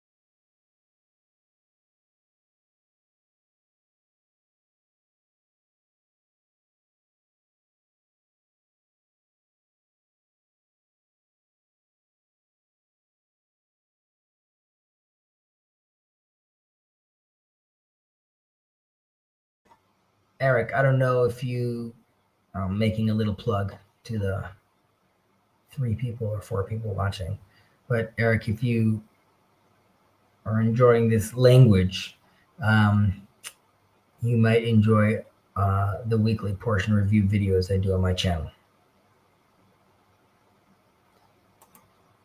I think the tricky thing is, don't leave me on my the edge of my seat. What is it? It's tricky. Yeah, it's very tricky.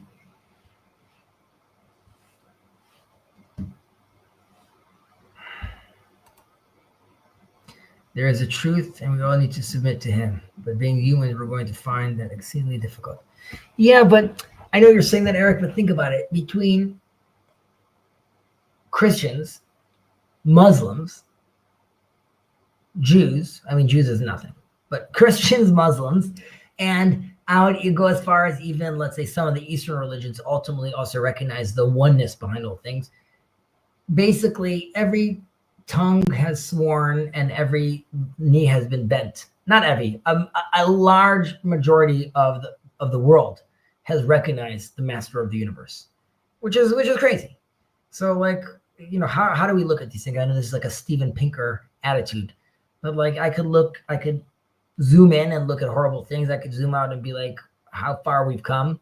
And, you know, it sounds, you know, Pollyannish, but on your money, in God we trust, right? And all the internal documents of in the United States, so much God is, you know, all over. So, you know, and even like we said, even Ishmael, like we think that's why it's so painful. And that's why I was speaking to one of my Muslim friends that how crazy it is that in the name of Allah, these crazy things are happening, right? Which is such a desecration. But even them, right? There's such an intense belief, right? The Zohar talks about how Christianity, with regards to the Kabbalistic spheres of the tree of life, Christianity is the right hand of God, which is chesed, grace, and Islam is the left hand of God, din, judgment, right? Like there's this intensity to it, and Judaism is tiferet, it's like this balance between them. But I think we're moving in the right direction. Which channel? My channel. I could send you a link. Yeah.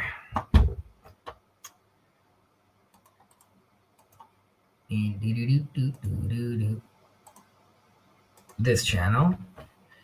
There's like weekly videos on the portion that's been going on for like 2 years.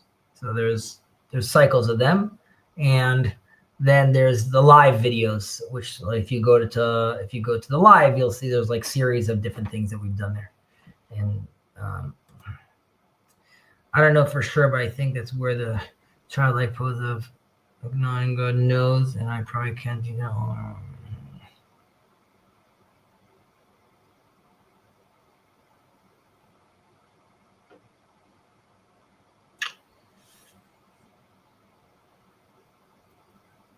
Yep, we're limited people.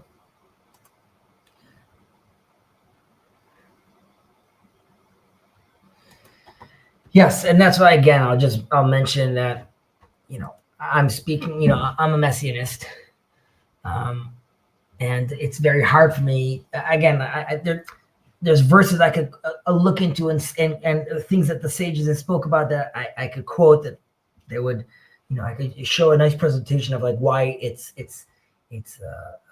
messianic times, it's redemption times. However, one should be very careful to say like, oh, look, it's verse X of Isaiah's happened tomorrow. And like, you know, this verse here means the attack on Iran. So no, I don't go that far. And we were warned many times not to calculate, you know, the time of redemption. But one doesn't want to be ungrateful, right? I mention this often. How the Talmud tells us could have been the Messiah, but was not the Messiah. Like redemption could have ended at that moment, but he didn't realize It wasn't grateful. He didn't sing praise, Talmud says. He wasn't grateful to God for the miracle of being saved. And because of that, it didn't happen. So again, it's sad because Bibi, even though there was religious elements in when Trump came, the fact that Bibi and also the opposition leader didn't start with thanking God and Trump did, to me also is a reminder that we need to be told from the outside, wake up, Israel. Like Cyrus, in a certain sense, who himself is called a Messiah. I'm clarifying, Donald Trump is not the Messiah. But the idea of having this outside figure come first, recognize and being first grateful to God, that is the proper framing. And if all Christians, Jews, Muslims realize that we have to start with recognition of God, we have to start that we're in his world. Israel doesn't belong to the Jews. I belong to Israel, right? There he is, Sam. Sam, you're welcome to join. Donald Trump called Messiah. He wasn't called Messiah. I was connecting the dots between Cyrus and Donald Trump. And I mentioned that Cyrus is called Messiah, but no, Cyrus is obviously a Gentile, but he's called Messiah because of the actions that he was participating in. And because of that, he was a vessel for God in that sense. But that requires sort of recognition and a certain respect to the master of the universe. And hearing Donald Trump say that in his speech and starting his speech like that is crazy. His even fixation, playing with the name Abraham when he changed it to Avraham, how Jews pronounce it. Even that, I know there's a ridiculous level, level of interpreting that, but there's also a sort of a rectification over there, which is recognizing the deep-rooted source of that name, both to Christians and to Muslims and to Jews. And again, that's a sense where God is being discussed more seriously and being brought into this discussion, right? Like all these fights are happening. We're in God's world. And we all should take that more seriously, because if we start looking at the world that way, it will make these political battles, I think it could allow for clarification, and it could allow for a path forward potentially.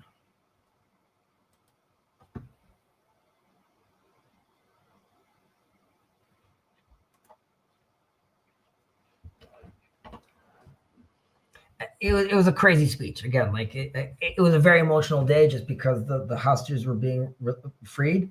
But when I was watching it, we were in the kitchen, and the second Trump when he starts with thanking the God of the creator of all things, the God of Abraham, Isaac, and Jacob. When Donald Trump says that, I just started bawling, and my son asked me why. I'm like, I told him, look. I said, look how all recognize Hashem. And it's a crazy world to be in. When you look at what's happening on TikTok, and then you get to hear that language in our halls of politics, to me, that is the beginning of proper orientation. Hashem first, God first.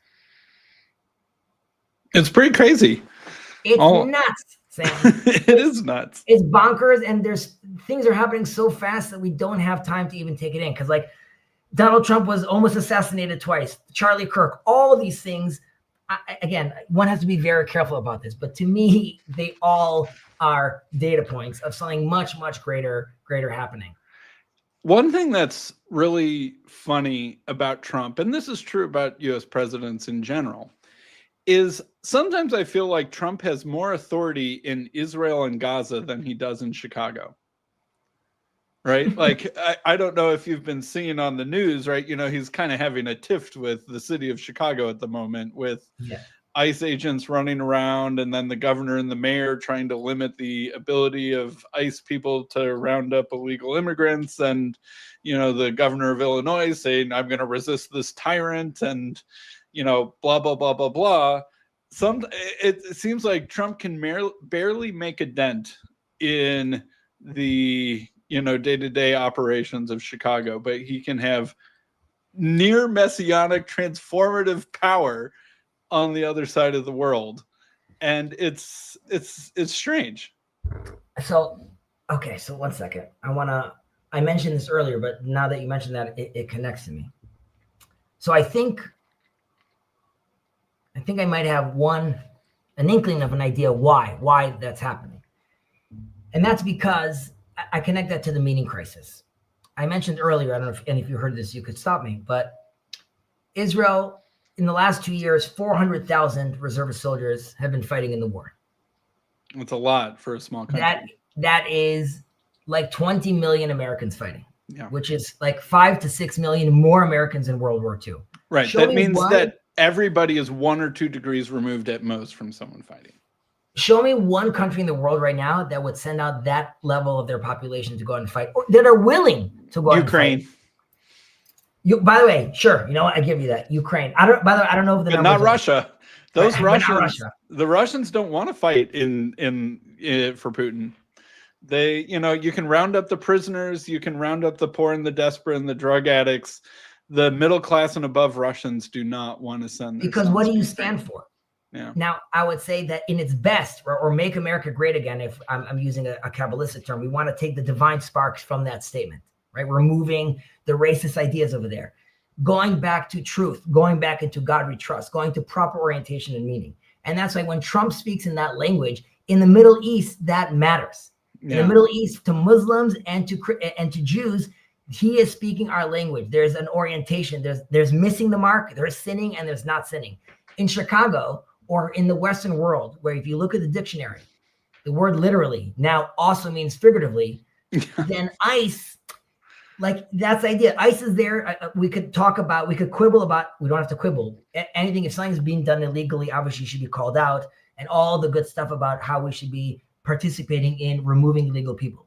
But there's this sense of like, should illegal people be removed? Yes, truth. There's an order to things. And that's why, that doesn't mean not having compassion. Right? That's how it's so inverse.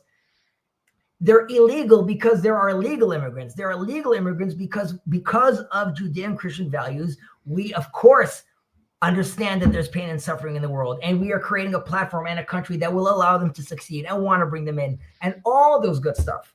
However, it's constantly be seen in this backwards world. And that's why when Trump is speaking, it's like scratching the board. You keep on trying to tether us back to this, and maybe that's the rise of the conversation of of Christian nationalism, where we're like, we want to go back to this emet, to this truth, and obviously Israel's dealing with this as well. That's what I'm saying. Like, there's a huge surge of Jewish identity in Israel right now, and that could go very wrong. Like you hear members of Knesset saying, like, now I want that, like every institution, any building that has government funding needs to have this the mezuzah, the little thing that you put on the side of the doorpost. I have one of those on my front door, not because I put it there, but because some previous owner of my house was Jewish, and I've intentionally not removed it because I kind of enjoyed being there. Oh, you should totally have it. That's part of like the 4 Ps. We were talking about this earlier in the lesson. This is sending out to the environment really out there. And also when I say that, lots of my best friends are Jewish and I grew up in a pretty Jewish neighborhood, like the fact that my house has one of those, I don't even remember the word on the door post. Mezuzah. Yeah. Now, I would even go to your conversation, your recent conversation right now. And this is also my response to Claire that asked, why am I wasting my time talking to these heathens? Well, I might ask, why are you wasting your time responding to Claire's YouTube comments? But please go ahead. By the way, honestly, I believe that like once I've engaged and someone wrote back to me, it also helps your algorithm. There's more engagement happening over there. Yeah, that's my feeling with Claire. Comment away, Claire. The algorithm loves it. Exactly. So spread the love.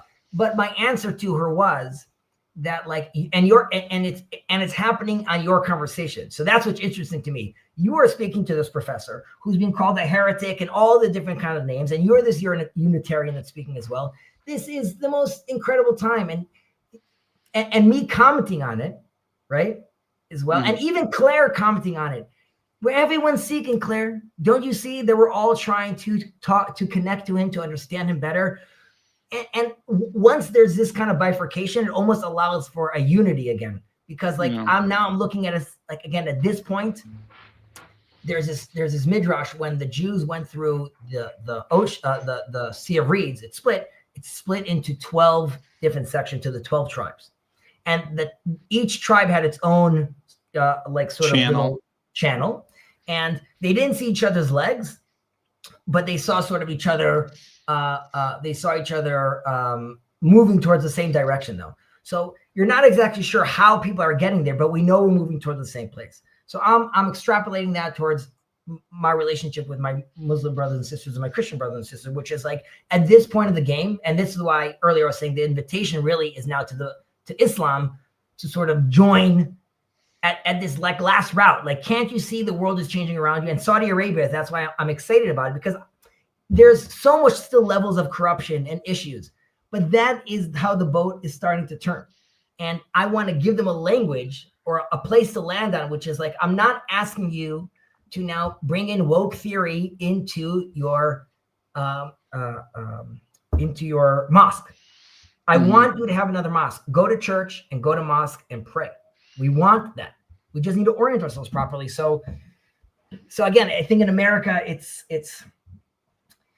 scary what's happening, but it's great. I like that anti-Semitism is on a rise in a certain sense, because again, it's the period of clarification. I want to see who my enemies are. I want to see who my allies are. I'll tell you one other crazy thing. It's nuts. Jordan Peterson, Douglas Murray having a conversation. Towards the end of the conversation, Douglas Murray tells Jordan, outside the UN, it has the verse that says, we're not going to teach battle anymore and no one's going to fight anymore. I'm forgetting the exact, I know it in Hebrew, I'm forgetting exactly. And the beat swords into plowshares exactly. and spears into pruning hooks. Right. So Jordan's like nodding. And then Douglas Murray says, but you know what it says beforehand? I just noticed this right now. He opens up a Bible and says that before that, it says that from Zion, the Torah will come and the word of God from Jerusalem. And Jordan says, like, you're right. He's like, you know what that's called, Douglas? It's called a prerequisite. And Douglas says, like, before you could have peace, you have to have the first thing. Why are they saying that? Why are these two Christians, it's nuts for a Jew to see that being spoken about. And that's why Trump, seeing that and Trump speaking, I have this whole crazy theory. It's even why Bibi, the figure of Bibi, for like the last 30 years, he's sort of been keeping this boat. He's been sort of deflecting the outer world. He's changed the economy over here. He's been letting Israel sort of figure itself out. But like Trump coming to the Knesset is saying, guys, time is running out. You got to step up and you got to realize like what's in front of you. And you're not going to be able to do that as this like quasi-American, quasi like Poland, like be proud and identify as Israel, not as what Jacob hates as, let's say, the secular nation state of Israel, but as the people of Israel, which of course has political elements to that as well. But if you could do that, then I think you could go to this next stage of Jewish nationalism really is. Yeah. But, I don't know what other word would be the right word for that. But through that, but it goes back to the blessing of Abraham. It says the nations of the world, but in Hebrew it's mishpachot ha'adamah. It's the families of the earth.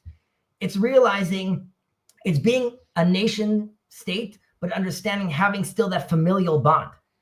And a Chinese person doesn't wake up in the morning and ask himself, like, do I have a right to exist? But Israelis still have, since Abraham decided to heed the call, we sort of have this subconscious question, should he have said yes? Why don't you just tell God, like, nah, ask someone else? We have to like justify every day Abraham's here I am. But we need to stop, stuttering about that. It's been long enough to say like, no, here I am. And because of that, that means irrigation to the region. It means oil. It means technology. It means like America, Israel, India working together. I'm taking this now to like the AI, to the technology world. If we want to take AI, CRISPR technology into using that to create the resurrection of the dead, possibly, it will only be that and not necromancy if we're oriented properly. Right now, it's like, China and other world, things are going to change rapidly. And if we don't realize how serious the things are in front of us and how we have to sort of rectify this world in that sense, it could go into chaos. It could go into a horrible direction. And I think we're being invited onto the world stage, but that requires a lot more responsibility, and we can't be playing like nonsense games. And I think that's sort of part of the tension in Israel itself. But again, that's a long ramble and a lot of speculation. Yeah. I feel like America is funny. I feel like in some ways our self-confidence is really almost as strong as ever. You know, America has a weird, funny, almost Israel-like self-confidence question. And, you know, we sort of, you know, we steal this land from the Native Americans. That slavery stuff was not so great. Blah, blah, blah, blah, blah. We're not even a people. We're not even an ethnic group. Are we an idea? Are we the Constitution? What exactly is America? But yet sometimes when America feels self-confident, knows what it is and wants to do things, it's, you know, it's just one of the most unstoppable forces there is.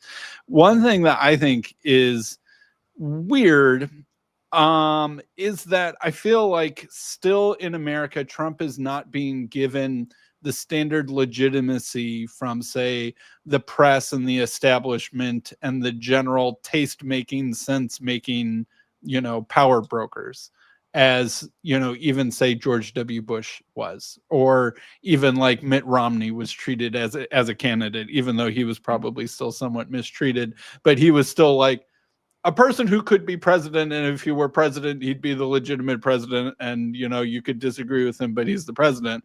Whereas Trump has always been treated with this air of dislegitimacy or illegitimacy, right? From the, you know, the Russiagate stuff and et cetera, even though no one seems to deny that he won 2020, you know, fair and square, or 2024 fair and square.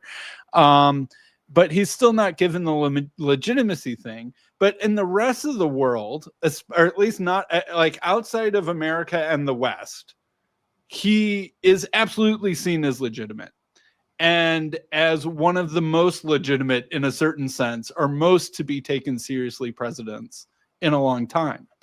And I feel like his speech in Israel was one of those moments, right? It's like, what U.S. president has gone to Israel and spoken with such gravitas and with such poignancy to the moment that they're coming in, right? But yet in America, it's still like we're not giving him that due. And I think that in a certain sense, he's just sort of given up on that ever happening. He's just like, I'm just going to do things, and the people who see will see, and the people who don't see won't see. But there were still cracks in that coming through, right? Like Hillary Clinton was like, look, you know, honestly, we got to give him credit for this Israel deal thing. Like, that was a big deal. But that's a tell. Right. That's a tell how silent most people were about, let's say, the deal, because this is what you wanted, baby, right? No more dead, no more dead. Like the quote unquote genocide. Yeah, bring an end to the genocide. Bring an end to the genocide in Gaza. All right, I ended the genocide in Gaza. That's why I said cricket. You know, I said this provocative comment, which is, to the world, we could either be Judas or Jesus. There's nothing between. And like, and again, I think there's a reaction, right, to Trump, which is there's a reaction which is scary for people, right? Because you're seeing what was sort of like for the last 10 years, the second you say my narrative, or you drop narrative, like, you know, anything goes, right? Like, my narrative is this, like and that's why Jordan Peterson is so interesting, because he really saw a lot of this sort of happening or unfolding, and, like, you know, going to Bill 16, like what that meant, right? Like, that goes back to literally and figuratively. So Trump is that reminder. No, literally means literally, and people don't want that, and that's very, very. It's scary because we're really seeing it play out in the world. And there's moments where you're seeing this, like, you had to have, and we could only see this in retrospect. Again, like God tells Moses, you can't see my face, right? You could only see my back. What if Russia wasn't fighting Ukraine? They would have time to help Iran during that. Like, that whole dynamic would be different. And what if we didn't have COVID? And like all these things that like are little adjustments to moving this whole ship. Only later on can we start connecting dots and seeing how these things are unfolding. And you're saying that, like, on the media and the power brokers are not letting it happen. I think They're not. There's They're not. They can't stop it from happening, but they're sort of stopping it from having the sense of the collective sense of importance that it probably deserves. But this is part of Trump also winning, though, where everyone's like, no way it's going to happen, which is there's this idea in the Midrash, which is the Messiah is already here. We don't know who he is. He doesn't even know himself who he is. But like, if we knew who he is, it would allow the light to focus on it. And that's why he's really in this shell of unholiness. And when the time is right, he'll be able to sort of sprout. But that shell is really protecting him. What I mean is that the poison you hear in the news, the insanity you hear, that is a lot. Like if the real leader emerged right now, let's say in Israel, or let's say if the TLC, so to speak, had too much light on it, then it would crumble. But instead, there's so much noise happening that it's allowing underneath the radar new things to percolate. And because there's so much noise, it's allowing, like, this might be a stretch, but like a Barry Weiss move taking over of CBS News, that's like under the radar, suddenly boom, because there's switches, things change, the podcast, bam, bam, bam, and that allowed to happen because everyone's focusing on other stuff or doing other noise that's going on. So we could look at it as like something horrible, or we could look at it as no. Because of all this craziness, it allowed podcasts to grow, which allowed Sam, the Unitarian, to have a discussion like he had yesterday and grow a channel. Like that can't happen. Or whether it's Redeemed Zoomer or whether it's Jordan Hall talking to, like, all that thing, that couldn't happen if there was a focus on it. So and let's say Jordan Peterson took a lot of that heat in a certain sense, right? That he was taking on him, but that was allowing so much to grow underneath. And suddenly, like the biblical series, right? Like you were saying, I think back in the day, or many of us feel like, are the Jews or the Christians or like, in the room, can you hear what this guy's talking about? And if that was center stage off the bat, if he started with a biblical series, then it would have been trashed.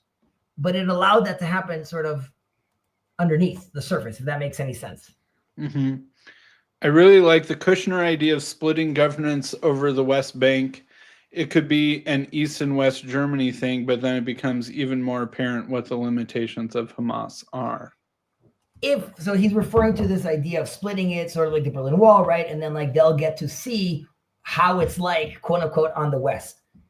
The problem with that is that model, I would say, is that, again, that's putting a Western frame saying, like, don't you understand? All they want is just like to work and be free. It's not so simple. People need to realize that, like, especially because East and West Germany was a disagreement over economic philosophy, but they were fundamentally both German. Whereas this is a split between two peoples. And so what are you going to do? Like, you can't just, it's not like, oh, we're going to sacrifice our communist identity and embrace capitalism, which ended up happening. You can't sacrifice your Palestinian, Arab Muslim identity. That's just not going to happen, right? I think that will happen, actually. That, again, that doesn't mean, I think that results in Arabs living more free than ever in the land of Israel, which includes Arab ministers and like the whole array of things. I think it could be amazing. However, I do think it does require giving up. Again, it's complicated. I could see a version where it means giving up the Palestinian identity and merging back into a larger Arab identity. I do think, though, for that conversation to happen, Israel does have to recognize the concept of the Nakba, which means like we do need to realize that like there's a lot, because of our trauma, there's a lot of trauma you suffer trauma as well. And again, the Bible talks about this. You were a foreigner in Egypt. You are the ones that are supposed to be sensitive to the trauma. So of course, again, it's a feature. You're dealing, when you come back to the land, which is so biblical, you're dealing with the other thing that is hammered on in the 5 books. You have a foreigner in your land. And I would say this, in a certain sense, is the last, I believe, I hope, is the final move. The final move is unity. Can we unify in Israel? Can America unify? Like, can we as people see each other, make space for each other. And if we can, I feel like we can move on to the next stage. And I feel like that is that test right now. We need to see if like, can it actually be done? Really, this is the whole story of Genesis. The fighting between the brothers constantly, right? Cain and Abel, Ishmael, Adam, Esau, like fighting, all the way to Jacob and his, Joseph and his brothers. And then even at the end when he forgives them, right? Jacob dies. The brothers bug out. They're like, oh man, now he's going to kill us again. He tells them, chill out. I love you. It's all good. Only when that happens, that is, correcting Cain and Abel, as in unity is possible. Only then is there a reason to continue with the other books. Because if we didn't get to unity, it would be like, forget it. The idea is that is possible. And ultimately, that's what we need to be doing right now. But again, to what Neil was saying, we have to realize that there's 20 years of indoctrination, heavy, crazy indoctrination. So I don't see even Hamas as evil. I see them as evil possessed. That doesn't mean they don't have to be stopped, but it's not like it's an evil DNA. It just means it needs mass. We wrestle not against flesh and blood. I don't know if that happens from a wall. Like, people, there's a crazy story, but people have heard it, but like woman, terrorist, tries to kill Israel, helps her, takes care of her, does surgery for her, does all these stuff, takes care of her in the hospital. She leaves, finally healed, comes back only to be able to do it again. And you're like, no, it's more, it's deeper than that. It's not just like I need a job or I need some money. For the people, in the cities that were massacred, the little kibbutzim that were massacred, for 20 years, you had Gazans Palestinian Gazans coming in from Gaza, working there, sitting at the table, enjoying the meal. They had, and in their clothing, we found maps, who lived in each house, where time did they went to work, if they have a dog, how many kids, how do you get there? So that's a reality that we can't ignore that. That doesn't mean all Arabs. It doesn't even mean all Gazans. It just means we can't be Pollyannish about it. I please God, inshallah, we'll be able to dance together, because like I really truly believe we only move forward together with them. I hope it can be done properly. Yeah, I hope so. Well, I mean, do you tell me, what do you like? Does it cause you attention when I speak about it this way, like about like Israel or about like Judaism, or like, are you like, I wonder as a Christian, like what are you hearing when I'm talking? Well, so what I'm hearing, my dad and I had a talk recently about eschatology, and I still sometimes scratch my head over how this is all going to fit together. And part of me, you were talking about, the preamble to that verse about spears and plowshares was, the word coming out from Zion or something like that. Mm-hmm. And part of me is like, this is always the weird thing of how a Christian is supposed to understand and relate to Judaism now. Am I supposed to be really happy and hopeful about all these changes in Israel, or is it the setting of the stage of the Antichrist? That's always the question that's going on in the back of the mind of a Christian. Yes, we want Jews to be happy. Yes, we want Jews to flourish. Yes, we want Israel to be in a state of peace. Watch out it is sort of the message. And I like the question of, a Jewish temple is, I think, really, really the lightning rod of how do our hopes and dreams reconcile together. Because there is a Jewish longing for a temple, and there is a Christian warning that says that the person who rebuilds that temple will try and make himself God. So, first of all, thank you for articulating that and sharing that. Not always so simple to do that. And the only way the temple gets built is if we all want to build the temple. And then we'll build it. That's the miracle. The miracle, it goes back to the unity. The miracle is that we want to build it together. And we don't want to build it yet, and that's why it's not being built. And obviously, there's also a certain building in the way. But I mentioned that either at this point. Let me go back for a second.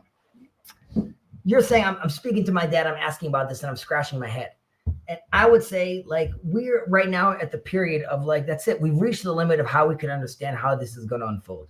And now we're seeing things are like rapidly happening so fast on multiple levels, a technological level, a political level, a social level. And it's sort of time to buckle your seatbelt in a certain sense, but also loosen your collar, which I think, like, get into positions, but realize it's more complicated than we thought it was going to be. We see who's at the finish line right now, as in, like, with, I'm saying the brothers have come together, Adam, Ishmael, Israel. I would even say even the Eastern religions have their own mix into this, which they're slowly coming together to the oneness behind all things. And I think, Israel has questions, which is like, okay, now that we're here, what does that mean? Right? Like, how do we actually manifest? Christians have, like what you're saying right now, like, okay, like Trinity, like, what is it actually like? I'm trying to understand what this means. And there's this Christian nationalism that's growing, and there's a whole question with Christians themselves coming back to orthodoxy, which is who we are. And that's that whole conversation, the language is happening. And clearly we see in the Islam world also this major confusion. So I think that's also part of the feature is we're now in a moment where the lines are more blurred, in that sense, where it's like there's an uncertainty with regards to everyone. And because there's uncertainty with regards to everyone right now, it forces us to look at others people. Paul once said this of, like, different people picking up their flags. It requires us to now sort of, like, look across and be like, wait, how are they doing? How are they doing? Because now it's fair to use them as a barometer and a point of orientation. For the longest time, it's like these guys are gone on this and that. Now the questions about, like, replacement theology. There's a whole conversation with Pete and Matt C. and Yosef of, like, that whole conversation. I don't look at that as scary. I look at that as blessed, which is like, yeah, we have to ask. If you're saying you're Israel and I'm saying I'm Israel, like, okay, like, what does that mean? But it means that at the very least, as long as it's with love and making space from the other, then we could, like I'm saying, those channels in the Sea of Reeds. We know we're walking towards the mountain of God.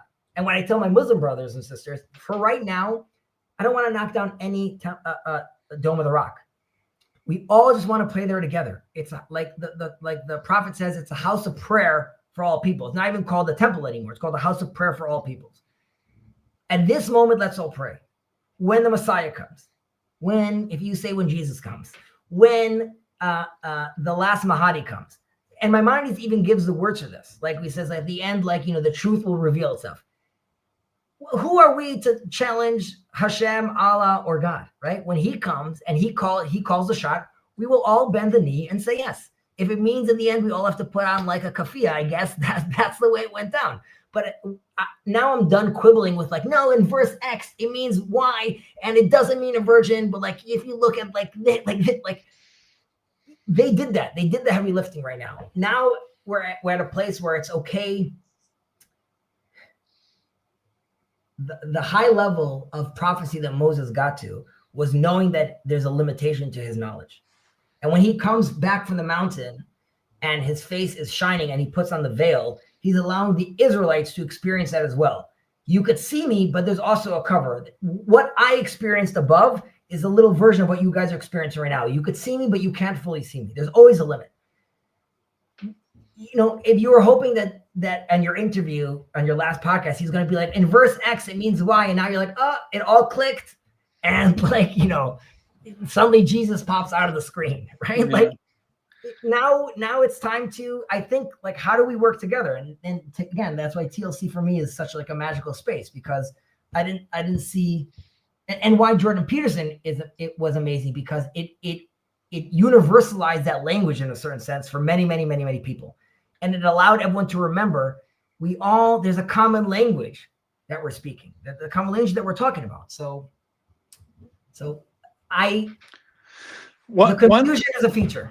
The confusion is a feature. One thing that you were talking about earlier that was striking my imagination was, like, in the Gospels, Jesus is strangely coy. about whether or not he's the Messiah. And I think that, and this causes Christians to come to all sorts of weird conclusions. To both to speaking to the Romans and to speaking to the Jews. Yeah, even as apostles. And obviously at one level, back then, to go around saying you were the Messiah was basically an act of sedition against the Romans. And they knew full well what that meant, and they'd already killed a bunch of them, right? And so you can't go around openly saying that. But what you said, there's always a Messiah at any given time, and that we don't know who he is and he doesn't know who he is, right? And Jesus would often talk about the Son of Man this, the Son of Man that, Son of Man this, Son of Man that. And it's unclear. It's like, why are you talking? Is he, Christians are like, why is he talking in the third person? But I think that if you think about it the way that you were describing, and imagine that there was some sort of similar belief and expectation of humility with respect to that question of who the Messiah is, even if it might be yourself, it makes a lot more sense the way that he was acting. And like one of the few times where he'll admit to being the Messiah is in his trial scenes. Like when Pilate says, "Are you the king of the Jews?" And he'll say something like, "You have said it," right? Like he can't say it himself. It needs to be said by others about him. Boy, listen. There's a very controversial or line in the Zoharic in the Kabbalah literature, which is Am Yisrael Kucha Brichu V'Oraita Chadem, which means the nation of Israel, or the people of Israel, the Torah and God are all one. You could understand how for Jews that becomes like a very scary idea suddenly. But even Rabbi Kook or Rabbi Nachman, these are figures. Rabbi Kook is a good example of this, which is the idea of the tzaddik, of the righteous sage. Again, one has to be very careful about this. They're not saying that they're God, but they're saying that if you fully orient yourself properly with the commandments and all the stuff, then you become that revelatory channel from Sinai again. And you are connected to God. And because of that, the people are connected to you are experiencing that. So in that sense, that's what David Bentley Hart's trying to say, except he's still clinging on to some last vestige of Trinitarianism, I think, and unwilling to go the full 9 yards of his own, the own logical conclusion of his train of thought. Right. But that's why it's potentially, I mean, there's even our sages talk about how, in every tribe, in every house, there's like a little Messiah, and, that's a lowercase Messiah, not a capital case Messiah. So like there's a political figure, but Judaism really downplays that and says it's really about the collective. Ultimately, it's about the collective. We are all the people of Israel, which is the Torah, which is God. And that's the note I wrote on your thing, which is there's no void, there's no space void of you, basically, which is like there's a recognition of everything. And again, those are scary ideas. And that's why I wouldn't discuss that with my son right now about does Rabbi Kook think ultimately he's sort of a manifestation of God? Because that's too much to unpack to a child, like what that means, and a Jewish child and a Jew in that context. But the phenomena of Jesus is not like, it didn't sprout out of nowhere, right? There's a mythical element to that, which, it's very, very strong, which is very different, let's say, potentially from the historical Jesus of, let's say, what happened over there and what that idea means. Then it gets very scary when we take an idea and there's a whole doctrine around that, right? Which is obviously your attention. But I would say when I see you participating and I see those kind of conversations, I don't see that as sacrilege. I see that for heaven's sake. And I see that as a Christian trying to understand this experience that he has right now. And if that means I need to dig deeper and prod and things like that, but I think that ultimately leads to a deeper connection to God. Even that means certain layers are being peeled off, which is scary. Yeah. But again, like Anselman was criticizing me in the comment section, of course, as he always says. but for having a theology that was basically a work in progress. I'm like, well, what kind of theology would you rather have? Would you rather have one that's a work in progress, or would you rather not be progressing and working on it? That doesn't mean that we can't be sure of certain things or something like that. But that is told explicitly to Moses when in the burning bush. Abraham and the forefathers knew me as El Shaddai. You know me as the Tetragrammaton. There's a progression to these things. And when we pray in the silent prayer, we start with the God of Abraham, the God of Isaac, and the God of Jacob. Why not just the God of the forefathers? Because we're recognizing each one of them had a different understanding of you. So I'm locking into all of theirs, tapping into all theirs. And there's my understanding of you, 2025. These are all stacked upon each other. There's this crazy midrash, the time-traveling midrash. God takes Moses on in a time machine to show him all these different sages of all the generations. And he gets to Rabbi Akiva, and he's sitting in the study hall, and he's sitting all the way in the back, as in he's considered like a lowly student. And Rabbi Akiva is talking, and Moses has no idea what's flying, right? There's advanced mathematics as far as he's concerned. And he feels very weakened by this. He's like, I'm Moses, and I have no idea what's happening over here. And then one of the students asks Rabbi Akiva, how do we know this? And Rabbi Akiva says, this is Moses' Torah. We know this from Moses from Sinai. Like, this is our tradition. And then Moses feels better about this because he realizes that this is clearly part of a progressive revelatory experience that's going on. As in, the root is still mine. However, it is already manifested in something else. But as long as they're tethered still to the root, even if I don't understand it, I recognize it as true already at that point because where it's connected to. So, of course, there's a new understanding. So your uncertainty, I wouldn't say, and this is why I think when we talk about the TLC as play, I think there's a deep meaning there too.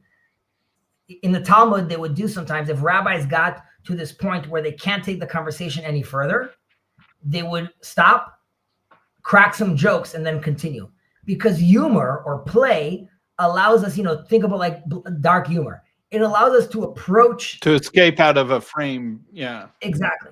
And because of that, we could break through to this new idea. So you saying I'm in this middle of this conversation, and even jokingly talking to in your podcast, the sense of of how it's relaxed, even though you're talking about the most fundamental things, I think that allows you to play with it, and the freedom to do that.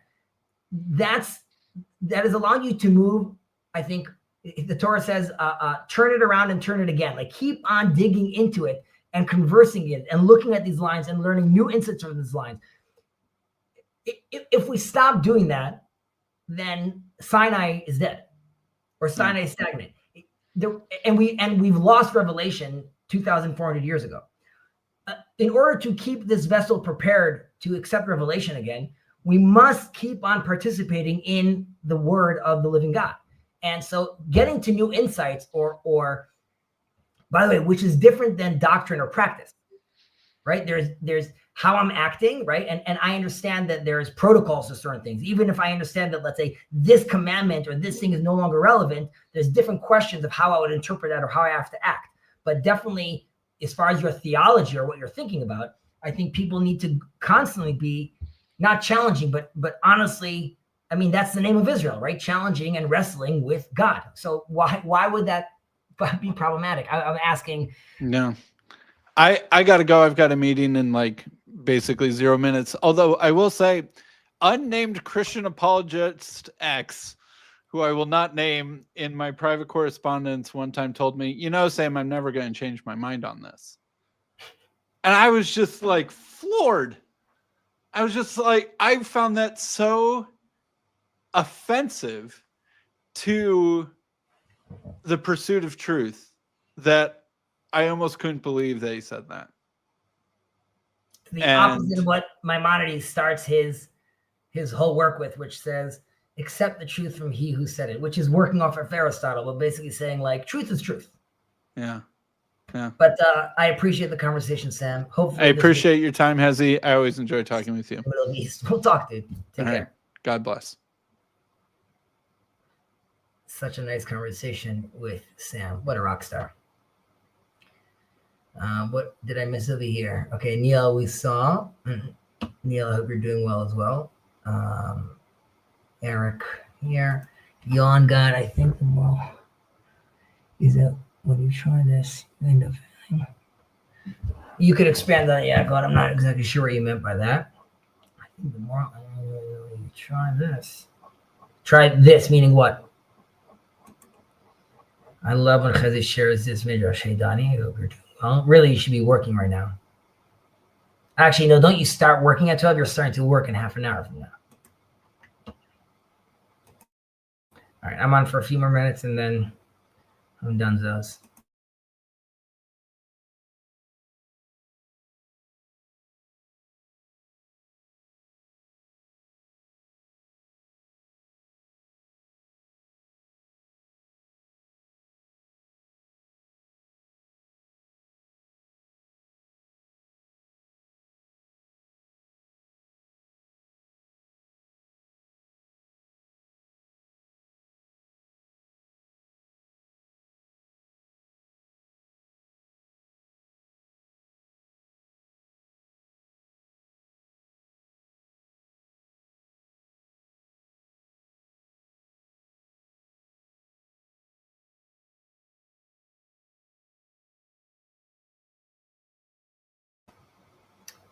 If anyone's joining right now, I'm here for a little longer, and I can discuss different things if they like Judaism, Israel, politics,